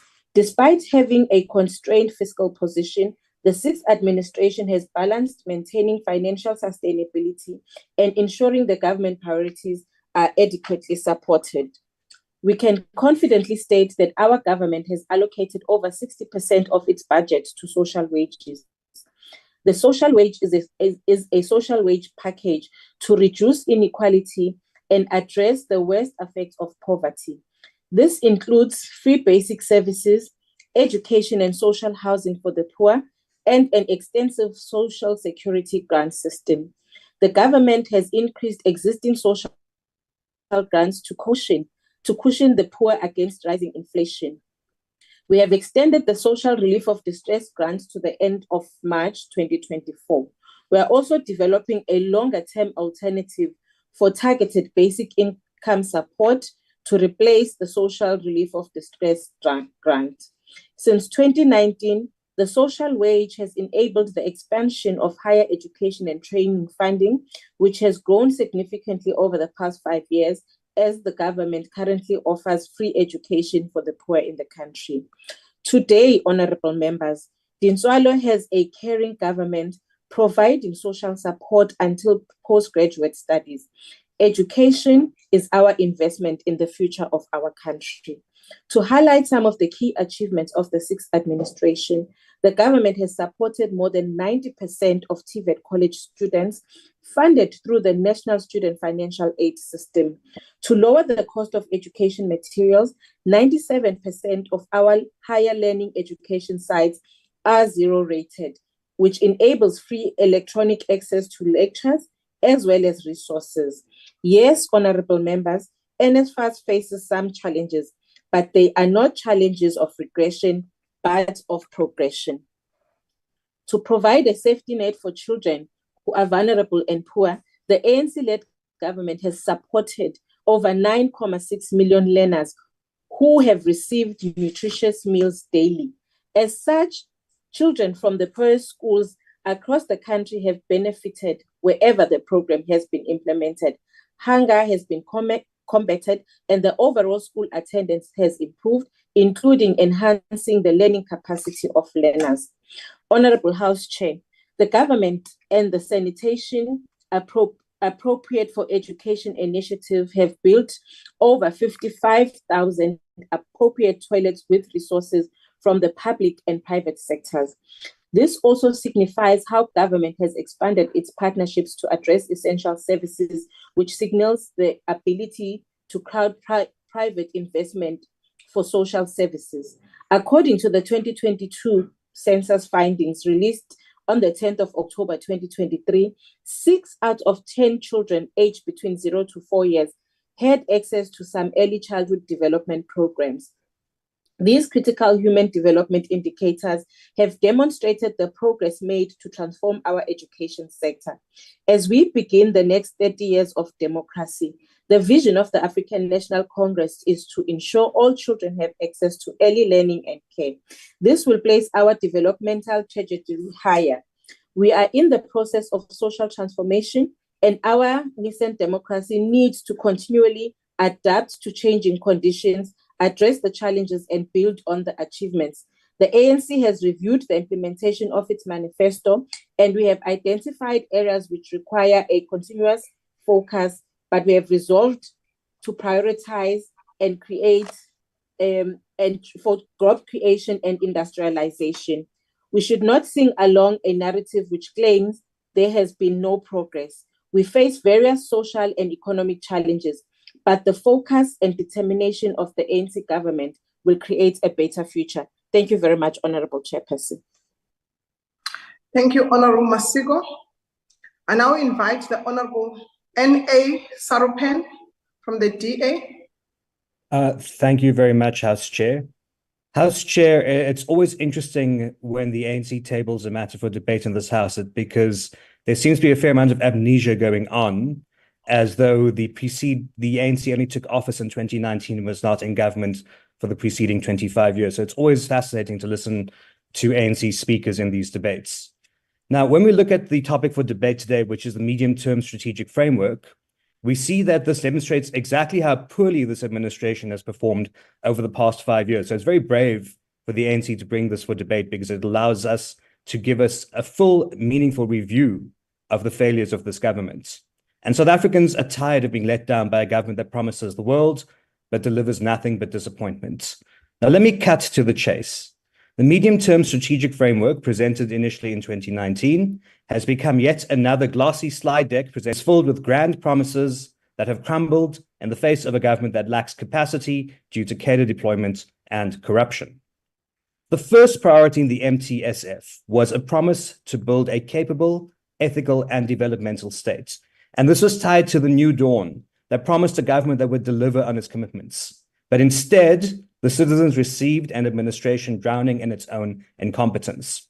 It remains a fact that our institutions are in a sorry state still, and has resulted in additional failing service delivery that have left citizens without power for 6 or more hours a day, and have triggered watershedding across the country for the first time during the term of this administration. And it's a testament to a government that seems incapable of organizing a single car parade. The second priority in the medium-term strategic framework promised economic transformation and job creation. But after nearly 5 years, what does this administration have to show for it? We have a struggling economy and a jobs crisis that is spiraling out of control. 7 in 10 young people aged 15 to 24 not in education, employment, or training cannot find any work at all. And the government that talks about economic transformation instead delivers programs that transform the lives only of ANC cadres at the expense of everyone else. Corruption has become embedded throughout the state through BEE, which reserves government tenders and economic opportunities for party members and fails to create jobs. It does make ANC members, however, very wealthy. And the reality is that the key things that make an economy grow, ports, railways, transport networks, stable electricity and water supply, are all failing and falling apart. Fixing this requires more than a document. It requires the aforementioned capable and developmental state, and the ANC has proven over 30 years that this cannot be delivered on by them. Instead, we have a repeated commitment to policies that prevent private sector job creation that would lift millions of people out of poverty. Now, the third priority was education, skills, and health, which are critical enablers so that people can live lives they value and lay the foundation for a prosperous and growing country. But the reality is that we have a failing and maligned education system. And it's also remarkable to me that the ANC completely ignore the Volmink report, which they commissioned themselves, which have uncovered that the education departments in 6 of 9 provinces are now dominated and controlled entirely by the ANC-aligned majority union that buys and sells teachers and principals posts that control the administration of education departments. And what we have is skills and development programs now that are more talk and action, a healthcare system where people are given Panado and told to go home, and dilapidated schools where children die in pit latrines. Our young people, at the very least, deserve functional toilets in their schools, and they deserve teachers who can pass the same exams that their learners take. And citizens deserve more than a healthcare system that is on life support. If we look at the other priorities, the story remains the same. Consolidating the social wage, spatial integration, human settlements, and local governments, all buzzwords that mask the government's incapacity. This developmental state is a phantom, an illusion that is an excuse to justify a failed centralization and governance model, a hostility to private initiative, and a failure to form genuine partnerships with all sectors of society. In a country with so much potential, it is incredibly disheartening to witness a government that has become an obstacle rather than a facilitator of progress. The promises of a better South Africa have become nothing more than political soundbites, and citizens pay the price for this betrayal. So the best thing that we can do as a country is close the chapter on ANC corruption and ANC failure. As I said at the start of this debate, it was brave for an ANC MP to bring this item for discussion, knowing that the party has failed in every measure. On the 29th of May, we'll put an end to all of this constant failure and the stream of slide decks that come to committees and plans that never get implemented. Change is coming, and that change will rescue South Africa. Thank you. Thank you, Honorable Member. I now invite the Honorable Member from the EFF.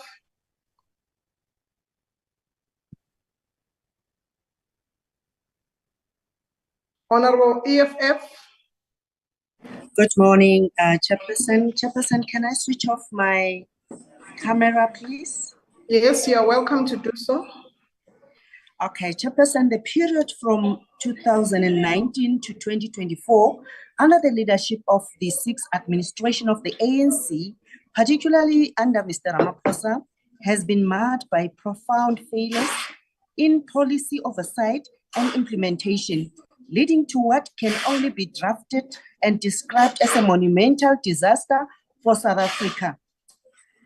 The medium-term strategy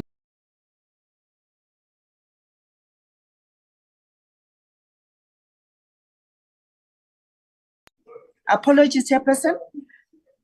The medium-term strategic framework intended to guide government action during this period has fallen far short of its objectives, with virtually no improvements recorded across key indices. Unemployment rates have remained stubbornly high, poverty and inequality have persisted, and essential services such as clean water provision have failed to meet basic standards. Moreover, rampant corruption, irregular expenditure, and municipal management have plagued the country, exacerbating its socio-economic challenges.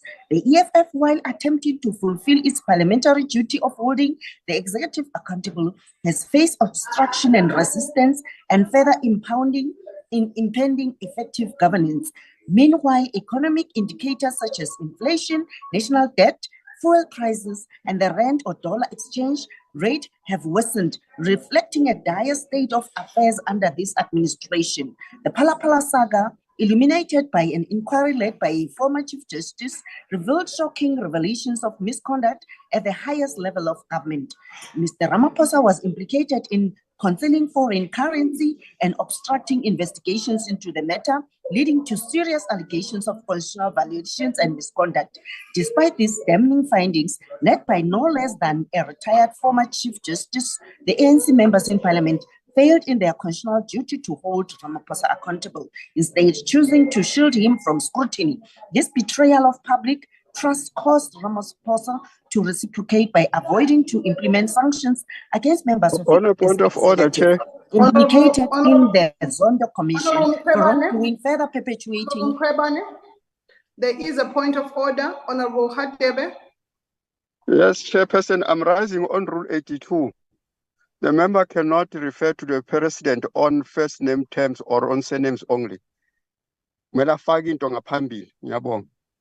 Thank you, Honorable Hadebe. Honorable Member Mkhwebane, you are advised. Honorable members in this house are addressed as honorables or Mr. or Mrs. or Miss. May you kindly take heed of that. You may continue. Chairperson, I said this betrayal of public trust caused by Mr. Ramaphosa to reciprocate by avoiding to implement sanctions against members of his executive implicated in the Zondo Commission for wrongdoing, further perpetuating a culture of impunity. Instead, some of them were promoted. The lack of accountability and oversight has resulted in unchecked poor performance across government ministries, with Mr. Ramaphosa even ashamed to punish executive performance results due to embarrassment. In light of these failures and breaches of trust, calls for accountability and change of government have never been more urgent. It is imperative that citizens demand transparency, integrity, and effective governance from their elected representatives to steer the country toward a brighter and more prosperous future. People of South Africa are urged to, out of nostalgia, and vote for a new beginning. The former liberation movement has been a catastrophic disaster. 2024 is indeed our 1994. The EFF is the only hope for South Africa in this quagmire. So the South African people deserve leadership that prioritizes their interest and addresses the pressing challenges facing the nation. Honorable Chairperson, as EFF, we are saying this process is being abused. This process is not felt by the people on the ground. We have serious service delivery challenges. We have challenges with NSFAS. Children are still sleeping in community halls. The disaster monies are not being utilized. People are still sleeping in various halls. Therefore, as the EFF, we will have to change this, and we do have our fiscal policy in terms of our manifesto. We will definitely make sure that the lives of people are changed. Thank you, Chairperson. Thank you, Honorable Member. I now invite the Honorable Inkosi Buthelezi. Ngiyabonga kakhulu sihlalo ohloniphekileyo namalunga onke alendlu. Cha thina nje njengenkatha sibona ukuthi lo msebenzi esiwenza namhlanje lapha nje ungenye nje wayokuchitha isikhathi nokuthi kama-boxes ngoba lithi iqiniso kuningi sesikudebhetile kulendlu nama-topic abalulekileyo athinta izwe lethu. Kodwa kuncane kakhulu kubonakala kungumthelelo walokho okushintsha iy'mpilo zabantu esibasebenzelayo. kuzo zonke izinto ezayibekiwe ngo-2019 ezinhle nokho ukuba sifinyelele kuzo njengezwe. Iqiniso ngelithi kuncane kakhulu kabe sikuzuzileyo kunalokho okusehlulileyo. Konke lokhu-ke siyazi ukuthi kwenzeka ngenxa yenhlekelele ethi iqembu ka-ANC elihlizela ey'bini njengengcuba elehlulekile lancama ukusebenza futhi liphikisa nanoma yini eqhamuka emaqenjini aphikisayo obekungadala ukuthi sibe nenqubekela phambili njengezwe. Sesiyasho nje ukuthi yeke umdlandla wayo ngo-2019 ngoba phela kwangathi kuyawudilika izulu uma iwina ukhetho, kanti-ke namhlanje sesiqeda i-term yonke kuncane kakhulu esingakubala njengenqubekela phambili. Kunaloko nje singabala zonke into ezilikhulu abantu bakithi ababhekene nazo. Ubugebengu benyuka nsuku zaphuma, iy'balo zisho lokho, ngangokuba ngisho nomphathiswa wamaphoyisa uqhubeka impela uchaza inhlekelele engaphakathi esiphoyiseni niyenza kube likhulu ukunqoba ubugebengu. Sonke siyazi ukuthi iningi labantu bakithi abasebenzi bahlezi emakhaya, kakhulukazi intsha, ngenxa yakho ukwehlulekalohulumeni. Siyazazi sonke inhlekelele esibhekene nayo, i-load shedding ne-cost abantu imisebenzi amabhizinisi, konke lokhu ngaphansi kweqembu elibusayo kule minyaka emihlanu. Angeke ngikhulumeke noma ngiyiphathe nje eyokuhluleka kokufezwa kwey'nsiza noma kokuhlinzeka abantu bakithi ngey'nsiza abay'faneleyo ey'ndaweni zasemakhaya ngisho nasemadolobheni. Nanti nje itheku lethu ngapha KwaZulu-Natal liyaphihlika ngaphansi kwalo iqembu elibusayo. Ngakho-ke sihlalo akukho nokodwa esingayigqaja ngakho kule themu ngoba i-ANC yehlulekile ukwenza umsebenzi njengalokhu kufanele. Okubaluleke kakhulu-ke nesithi abantu bakithi abakwazi, Chairperson, people of this country must know the new era that will be ushered after the 29th of May this year. The removal of the ANC from power will allow people to set different approach on how matters are dealt with in Parliament, where important topics and matters of national importance are brought to the attention of the House and are given the attention that they deserve. A Parliament where debated challenges are resolved and the solutions are given, and solutions given are actioned to the finest detail. The government that is to come is a government that has a very keen interest of first listening to people of this country and doing what these people are asking for. So isinto esicela uthina ethi njengalokhu iqembu lethu lentando enhle yabantu lemabhida nje kule mpela sonto yomhla ka-10 siyabamema ukuthi bezolalela ukuthi yini lena ebalungele nengaletha ushintsho ey'mpilweni zabo, bese-ke besisiza ukuthi bese senge ivoti labo ukuze sokhucula lengane. Iqiniso lethi kuyo yonke leminyaka 30, yebo singababala ulitswalo okukhulunywa ngayo oyedwa ey'ndimbaneni zabantu abangaphumeleli. Fanele ngabe sibala iy'ndimbane ey'ningi kunabancane abangasizakalanga. Ngakho-ke asinakho ukuthi njengohulumeni singayigqaja ngesikuzuzile kule term lena. I-ofisi i-ANC nje fangabe inamahloni ukuba kuthiwa namhlanje sikhuluma ngalolu daba lokuthi kungakanani abakwenzileyo ngoba bazi kahle kamhlophe ukuthi abakwenzanga. Ngakho-ke siyiqembu lenkatha siyabamema bonke abantu bakithi ukuthi abazolalela izwi lengqondo. Isikhathi sesendlulele mhlonishwa. Asibonge. Let me invite the Honorable KB Pillay. Thank you very much, Honorable House Chair. As we reflect on the past 5 years of the 6th administration, we must consider the contextual factors which could be internal or external to the government. They can emanate from domestic or global factors which impact policy implementation. The 6th administration started implementing its electoral mandate in 2019, just to be confronted with a global pandemic, which resulted in a paradigm shift in our way of living and life as we know it. As we started adapting to the new normal, which saw Parliament still able to function and carry out its mandate. We should also bear in mind that the quality and resilience of any leadership are also reflected and demonstrated in times of crisis. And the coronavirus pandemic is one such crisis. During this period, the government had to heighten its efforts to protect lives and livelihoods. In the true character of our nation, we collectively fought the pandemic, led by our president, who became the chief spear of the nation and navigated us through the deadliest period of humanity in over a century. South Africa did not only withstand the impact of the pandemic, but also provided leadership in the fight against the pandemic in the continent and for global equity to access vaccination. The South African economy contracted by 6.3% and lost over 2 million jobs. The impact of COVID-19 continues to linger today. During the COVID-19, the World Health Organization commended the South African government for effectively containing the virus despite high infection rates. But our health system withstood the test. Our Medical Research Council and academics also demonstrated their intellect through groundbreaking research findings, which helped the global response to the pandemic. We even invested in domestic manufacturing capacity for vaccines exported globally.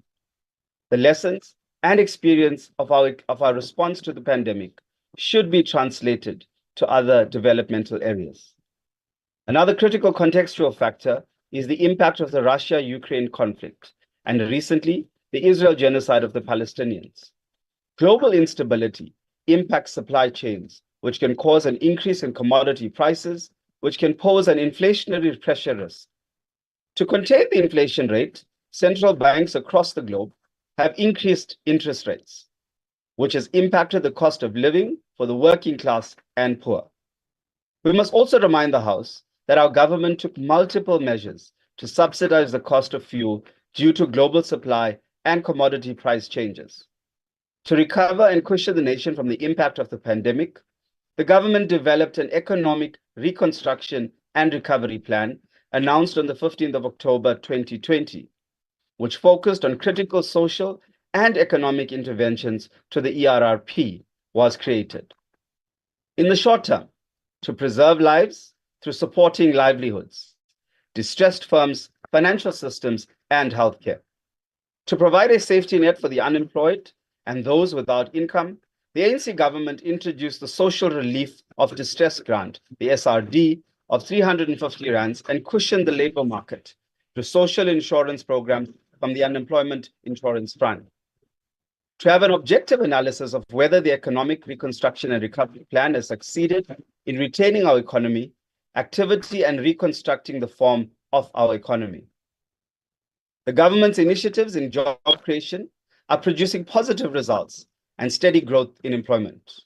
The results of the Statistics South Africa Quarterly Labour Force Survey show that compared to a year ago, total employment had increased by 979,000 persons, or 6.2%. The number of employed persons increased by 399,000 to 16.7 million in the third quarter of 2023. The results further confirm that this was the 8th consecutive increase in employment since 2021. It is important to emphasize that the number of people employed today are more than before the coronavirus pandemic. This happens while we experience low economic growth and energy challenges. This resilience of our economy and the government's efforts demonstrate existing opportunities. A higher economic growth and job creation future lies ahead as progress in addressing the economic constraints is achieved. There are key areas of progress which highlight the impact of the ERRP. We are currently facing challenges in the supply side of our economy. The government is overhauling the freight rail system by allowing private rail operators to access the rail network. Transnet has appointed an international terminal operator to help expand and improve its largest terminal at the Port of Durban. This is critical to enhance the competitiveness of our exports, as delays in the ports impact domestic production, as industries reduce export production due to delays in the ports, particularly for agricultural products and the mining sector. House Chair, to create work opportunities, the government implemented a massive public employment program, which has allowed the youth and older unemployed persons to gain work experience and learn skills in the various and social. More than 1.7 million work and livelihood opportunities through the Presidential Employment Stimulus. The stimulus has placed more than 1 million school assistants in 23,000 schools.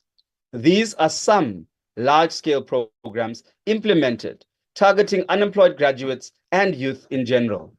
Through this experience as a governing party, we are confident that we will create over 2.5 million work opportunities, which will contribute to the provision of social services and skills development purposes. Our economy is vibrant, and access to information is essential for unemployed persons to seek work opportunities. The government has implemented an innovative digital solution, which has over 4.3 million young people now registered on the sayouth.mobi, and 1.6 million have so far secured opportunities.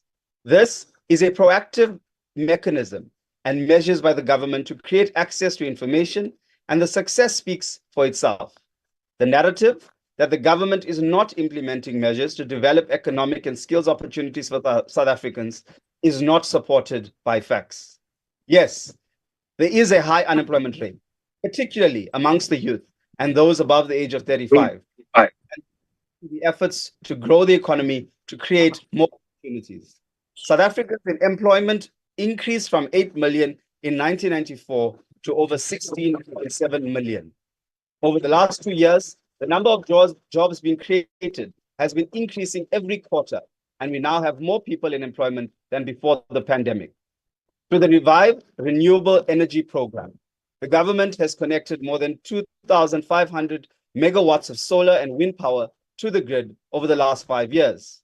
Regulatory reforms enabling private investment in electricity generation have developed more than 120 new private energy projects. This, honorable members, not only contributes to ending load shedding, but is part of a long-term energy solution. We must state that the increased investment in energy generation in the past 5 years and the upcoming years will result in a transformed energy sector providing affordable electricity. This will lower the costs for households and industrial production. We therefore call on society to understand the long-term benefits of the interventions while we implement measures to end load shedding. Through tax incentives and financial support, we have more than doubled the amount of rooftop solar capacity across the country in just the past year, reducing the grid demand. The ANC has committed to expanding this effort so poor households can have rooftop solar panels for water heating. This will lower the cost of electricity for the poor, lowering the cost of living sustainability. The broadband spectrum auction has resulted in low data costs and improved network reach and quality. The progress in increasing access to connectivity will also create opportunities to grow our digital economy and increase inclusion in the sector. As digital opportunities are primarily decentralized, improving access. Yes, we have experienced challenges in the past 5 years, but we have also recorded significant progress in transforming the lives of South Africans. While the world picked up the pieces and started to rebuild post-COVID, we are proud to be part of a government that did not sit back folding their hands and allowing a nation to perish. Instead, we were on the front line, pushing barriers, riding against the waves with determination and resilience to protect our nation. Building on our strong foundation for growth, a better future lies ahead, working together to do more. Well, thank you. Thank you, Honorable Pillay. Honorable members, I now invite the Honorable Member from UDM.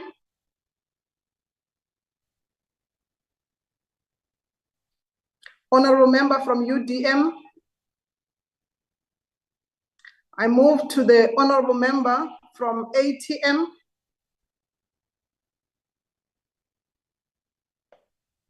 Honorable Member from ATM. I move Honorable Member from Good. I invite Honorable Member from Good. I invite Honorable Member from PAC. Honorable Member from PAC. I invite Honorable Member from COPE. Honorable Member from COPE. Honorable members, allow me to invite the honorable member from the ANC, Honorable Kaiso. Thank you very much, House Chairperson. The Judicial Commission on Allegation of State Capture and Corruption identified various issues related to the role of state organs, which have accountability and oversight. Previous Constitutional Court judgments would have made observation on the oversight role of Parliament. Parliament has an important constitutional role of oversight over the exercise of executive authority. Multiple factors have impacted the functioning of Parliament over the sixth Parliament. Firstly, the COVID-19 changed the way we worked as we began to work virtually. This did not deter the Parliament from executing its oversight role. One key commendable observation is the intervention by the government during COVID-19 when corrupt practices and administration were reported. The government immediately implemented a real-time audit, strengthening procurement regulations, and set up a fusion center that combined various capabilities to tackle corruption and investigate and charge suspects of corrupt activities. The fusion center led to many arrests and recovery of billions of rands, and Parliament also undertook close oversight scrutiny on COVID-19 expenditure and ensured consequent management is implemented in government.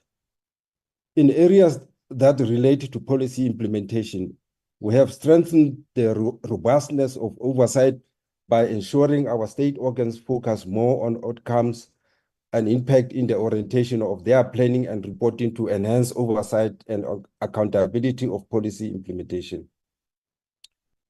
We are pleased that state organs are adopting this orientation. We will ensure results. We have also observed that a weakness of spending is due to challenges in planning and project preparations. We need to emphasize that planning is a critical as the potential success of a project or a program. We have advanced the strengthening of planning capacity and need to invest in project preparations capabilities across the three spheres of government. We must state that a lot of improvement has been recorded as the national government is supporting local government spending, while entities such as the Development Bank of South Africa have supported the implementation of major infrastructure projects working with the three spheres of government.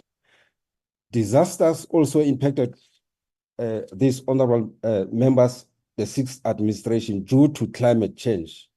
The impact of climate change are no longer an abstract debate, but a daily occurrence in the world's floods, which destroyed the development and caused droughts and caused droughts.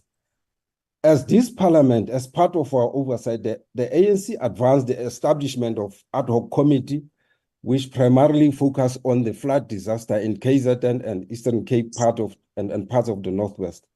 We did this due to the negative impact of floods, which led to the loss of life and the destruction of infrastructure. We need to understand that disaster dragged the nation's developments backwards. What is critical is ensuring that the government has the requisite capability to respond to future disasters. Parliament has prioritized close oversight of critical programs over the past 5 years. We have also experienced a devastating destruction by fire when our national heritage, our national symbol and Parliament were burned.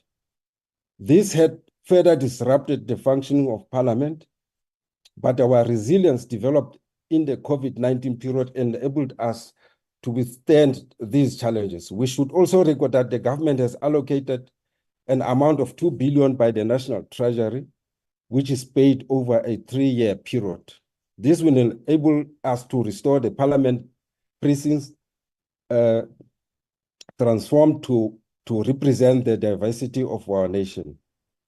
Another critical function of implementing the electoral mandate and effect the policy is legislation. During the 6th Parliament, the ANC-led legislative reforms adopted and assented to the President. The ANC executes this function cognizant of these needs of the people and need to transform our economy radically. But the public violence and destruction of property and looting that took place in July 2021 had an immense impact on people's lives and livelihoods and sense of security. Apologies, Judicial Honorable Commission. Kaiso. Can the Honorable Mvana's mic be muted? Can currently assist Honorable Mvana? Table staff, can you mute the speaker of Honorable Mvana? The disturbance is too much. Honorable Mvana is still not muted. Currently mute the honorable member from your side. Table staff. Thank you. Apologies, Honorable Kaiso. Continue. On the Judicial Commission on allegation of state capture and corruption, House Chair, the President has referred 202 recommendations from the Commission for Criminal and other investigation and possible prosecution to law enforcement agencies and other regulatory bodies such as South African Institute for Chartered Accountant and Legal Practice Council. To date, 19.7% or 38 of these recommendations have resulted in criminal cases being prosecuted in 9 separate court cases, with 2 cases finalized with guilty verdicts. These cases involve 47 individuals and 21 companies. The remaining 80% of criminal recommendations from the Commission are still under investigation.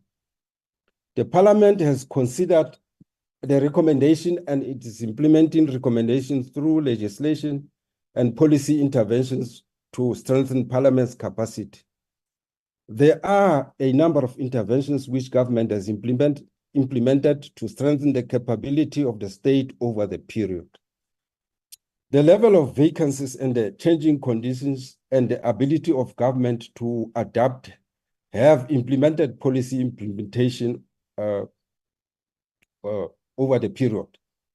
What we should commend the 6th administration for advancing the safeguarding the country at the most difficult period of the pandemic.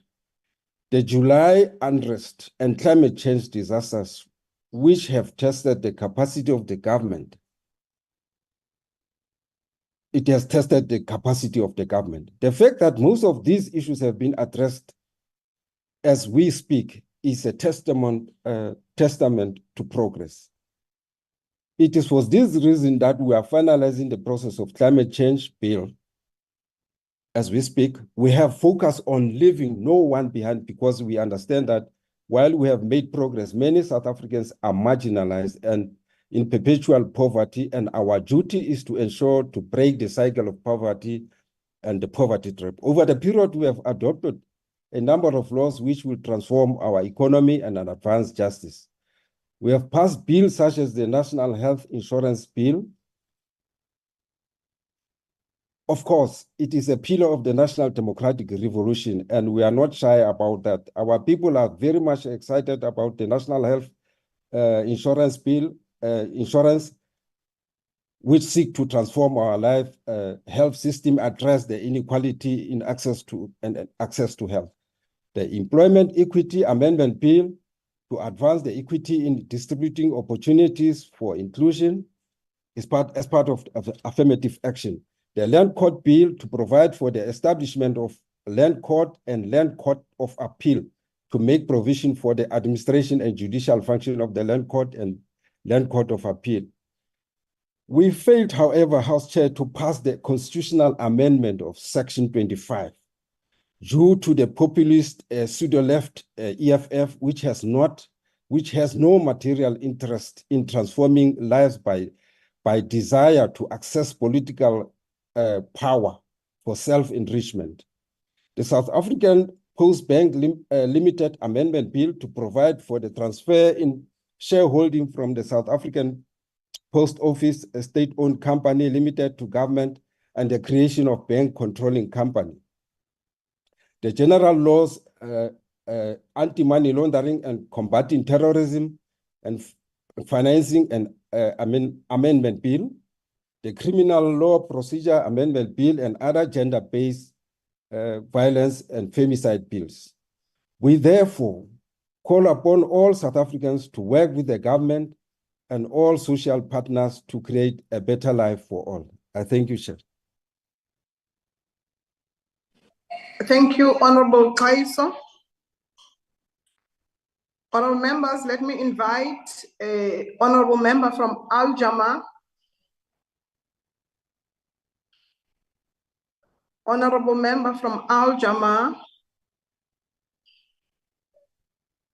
I now invite the honorable member MS Mahlatsi from DA. Malatsi, Honorable Malatsi. House Chair, thank you very much for that correction. The ultimate objective of the medium-term strategic framework 2019-2024 was to achieve a better life for all South Africans for the upcoming period. As this government ends its last term, every metric of its performance shows that it has failed spectacularly to achieve that. Any honest oversight over the implementation of the 2019 to 2024 MTF will reveal that the past 5 years have turned out to be the biggest disappointment of the ANC government's tenure. Load shedding has forced thousands of small businesses to close, thereby shattering the livelihoods of many entrepreneurs. And contrary to what the Honorable Pillay wants us to believe, it was during COVID-19 that many SMMEs had their doors closed because of the restrictive regulations introduced by the ANC government. The middle class is currently overburdened with additional taxes that are squeezing their disposable income. The high cost of living is sentencing millions of families into abject poverty. The increases in the prices of food, electricity, and fuel without any meaningful relief from the government demonstrates just how badly the ANC has mismanaged the economy in the past 5 years. The growing unemployment crisis that continues to lock millions of young people out of opportunities to pursue a life of dignity illustrates just how the ANC has run out of any credible ideas to stimulate job creation. With 70% of young people between 15 and 24 unable to get jobs, many of them will never ever stand a chance of finding employment for as long as the ANC is in power. In general, South Africa is now worse off than it was 5 years ago. The ANC's legacy of poor governance and corruption has unleashed the most vicious assault on the dignity of all South Africans during this period. But let's go back to some of the key promises that were made in the MTEFF to measure where they are right now. It promised to eradicate mud schools, yet there are currently approximately 900 mud schools still in existence in the country. It also promised to ensure that no person in South Africa will go hungry. Yet recent research by the Nelson Mandela Foundation shows that 5 million children currently go to bed hungry every day in South Africa. It further promised that violent crime will be halved, yet approximately 75 South Africans are murdered daily, with many of us living in fear of criminals in our own communities. It also promised that our schools will have better educational outcomes and every 10-year-old will be able to read for meaning. Yet today, 81% of grade 4 learners cannot read for meaning, and 60% of them have no foundational knowledge of mathematics and science. So it is very clear from all the available evidence that this motion is more of a confession of failures than the highlights of accomplishments that the mover intended to mislead us into believing. So the only way we can rescue South Africa from further state collapse is to vote the ANC out of government. We have a once-in-a-lifetime opportunity to restore the dream of a prosperous rainbow nation. These upcoming elections are a referendum on the future of our country. It is a choice between the ANC's legacy of failure and the DA's rescue plan to reset our country on the path of prosperity. Together with our coalition partners in the MPC coalition, we are the only viable alternative to stop the ANC from destroying South Africa. A vote for the DA will rescue South Africans from the bondage of unemployment by creating 2 million new jobs. A vote for the DA will rescue South Africa from the disruption of load shedding by breaking up Eskom's monopoly and enabling increased self-regulation among customers, businesses, and municipalities in good standing. A vote for the DA will rescue South Africa from the fear of crime, corruption, and lawlessness by halving violent crimes, decentralizing policing functions, and abolishing cadre deployment in favor of merit-based appointment. A vote for the DA will lift 6 million people out of poverty and restore their dignity, which has been severely violated by the ANC. Thank you, House Chair. Thank you, Honorable Member. I invite the Honorable Masiko to close the debate. Thank you very much, Honorable House Chair, and thank you to all honorable members who have contributed to this debate. Honorable House Chair, wonders shall never cease us. As the DA honorable members today tells us that South Africa requires a capable developmental state, the honorable members seem to lack the conceptual understanding of a developmental state. As we know, the DA is anti-state intervention in the economy because they seek to maintain minority dominance. Secondly, Honorable Chair, Honorable Mkhwebane from the EFF decided to canvass a narrative with no substance. In this period under review, Parliament held the executive and leaders of state institutions to account. Honorable Mkhwebane can be a testimony of the Parliament's oversight and accountability role and how it has worked effectively. We cannot assist honorable members, those that really fear facing the truth. You know, Honorable from the DA had said that we are suffering from amnesia, but ours is to say that they are suffering from denialism, because we have in fact stated the work that has taken place over the past 5 years, supported by facts. Theirs is to try and not run away from the truth, but face it. Honorable members, the 6th administration has focused on its 7 priorities, and we can take key milestones of achievements from what we have tabled before this House. We have noted the weaknesses that have impacted the state from performing its responsibilities. We have observed underspending and the lack of maintenance of critical infrastructure. We have noted that load shedding has been a problem, which has also hindered the growth of our economy, and many other challenges that we have noted. Criminality and corruption have impacted our efforts to change the conditions of South Africa. However, we must appreciate the notable interventions, such as an extra 5,000 police officers who have been deployed to public order policing. The South African Police Services has launched Operation Shanela as a new approach to target crime hotspots, which has resulted to over 285,000 arrests in May last year. Government has established the new Border Management Authority, which has improved the security of our borders and has already stopped over 100,000 people who have tried to enter our country illegally. Economic infrastructure task teams are operational in all provinces and have had important successes in combating cable theft, damage to critical infrastructure, and illegal mining. The government, honorable members, continues to visibly increasing police presence on the streets as a further deterrent to criminal activities, especially in crime hotspots. We have increased the number of police personnel, and 20,000 new police trainees have been recruited to ensure that our South African Police Service agency gets capacity it needs. A new leadership in SAPS, Hawks, NPA, and State Security Agency was appointed to ensure the stability, integrity, and capability of these key crime-fighting bodies. The government is implementing a number of interventions to address failures at the local government level and improve basic service deliveries. Decisive measures are required to strengthen local government, and the National Department is supporting a number of municipalities. A national strategic plan on gender-based violence was developed together with civil society as a society-wide response to this pandemic. Around 21 billion was dedicated over the medium term to implementing the 6 pillars of the NSP, including women's economic empowerment. The South African Sign Language is now the 12th official language of our country.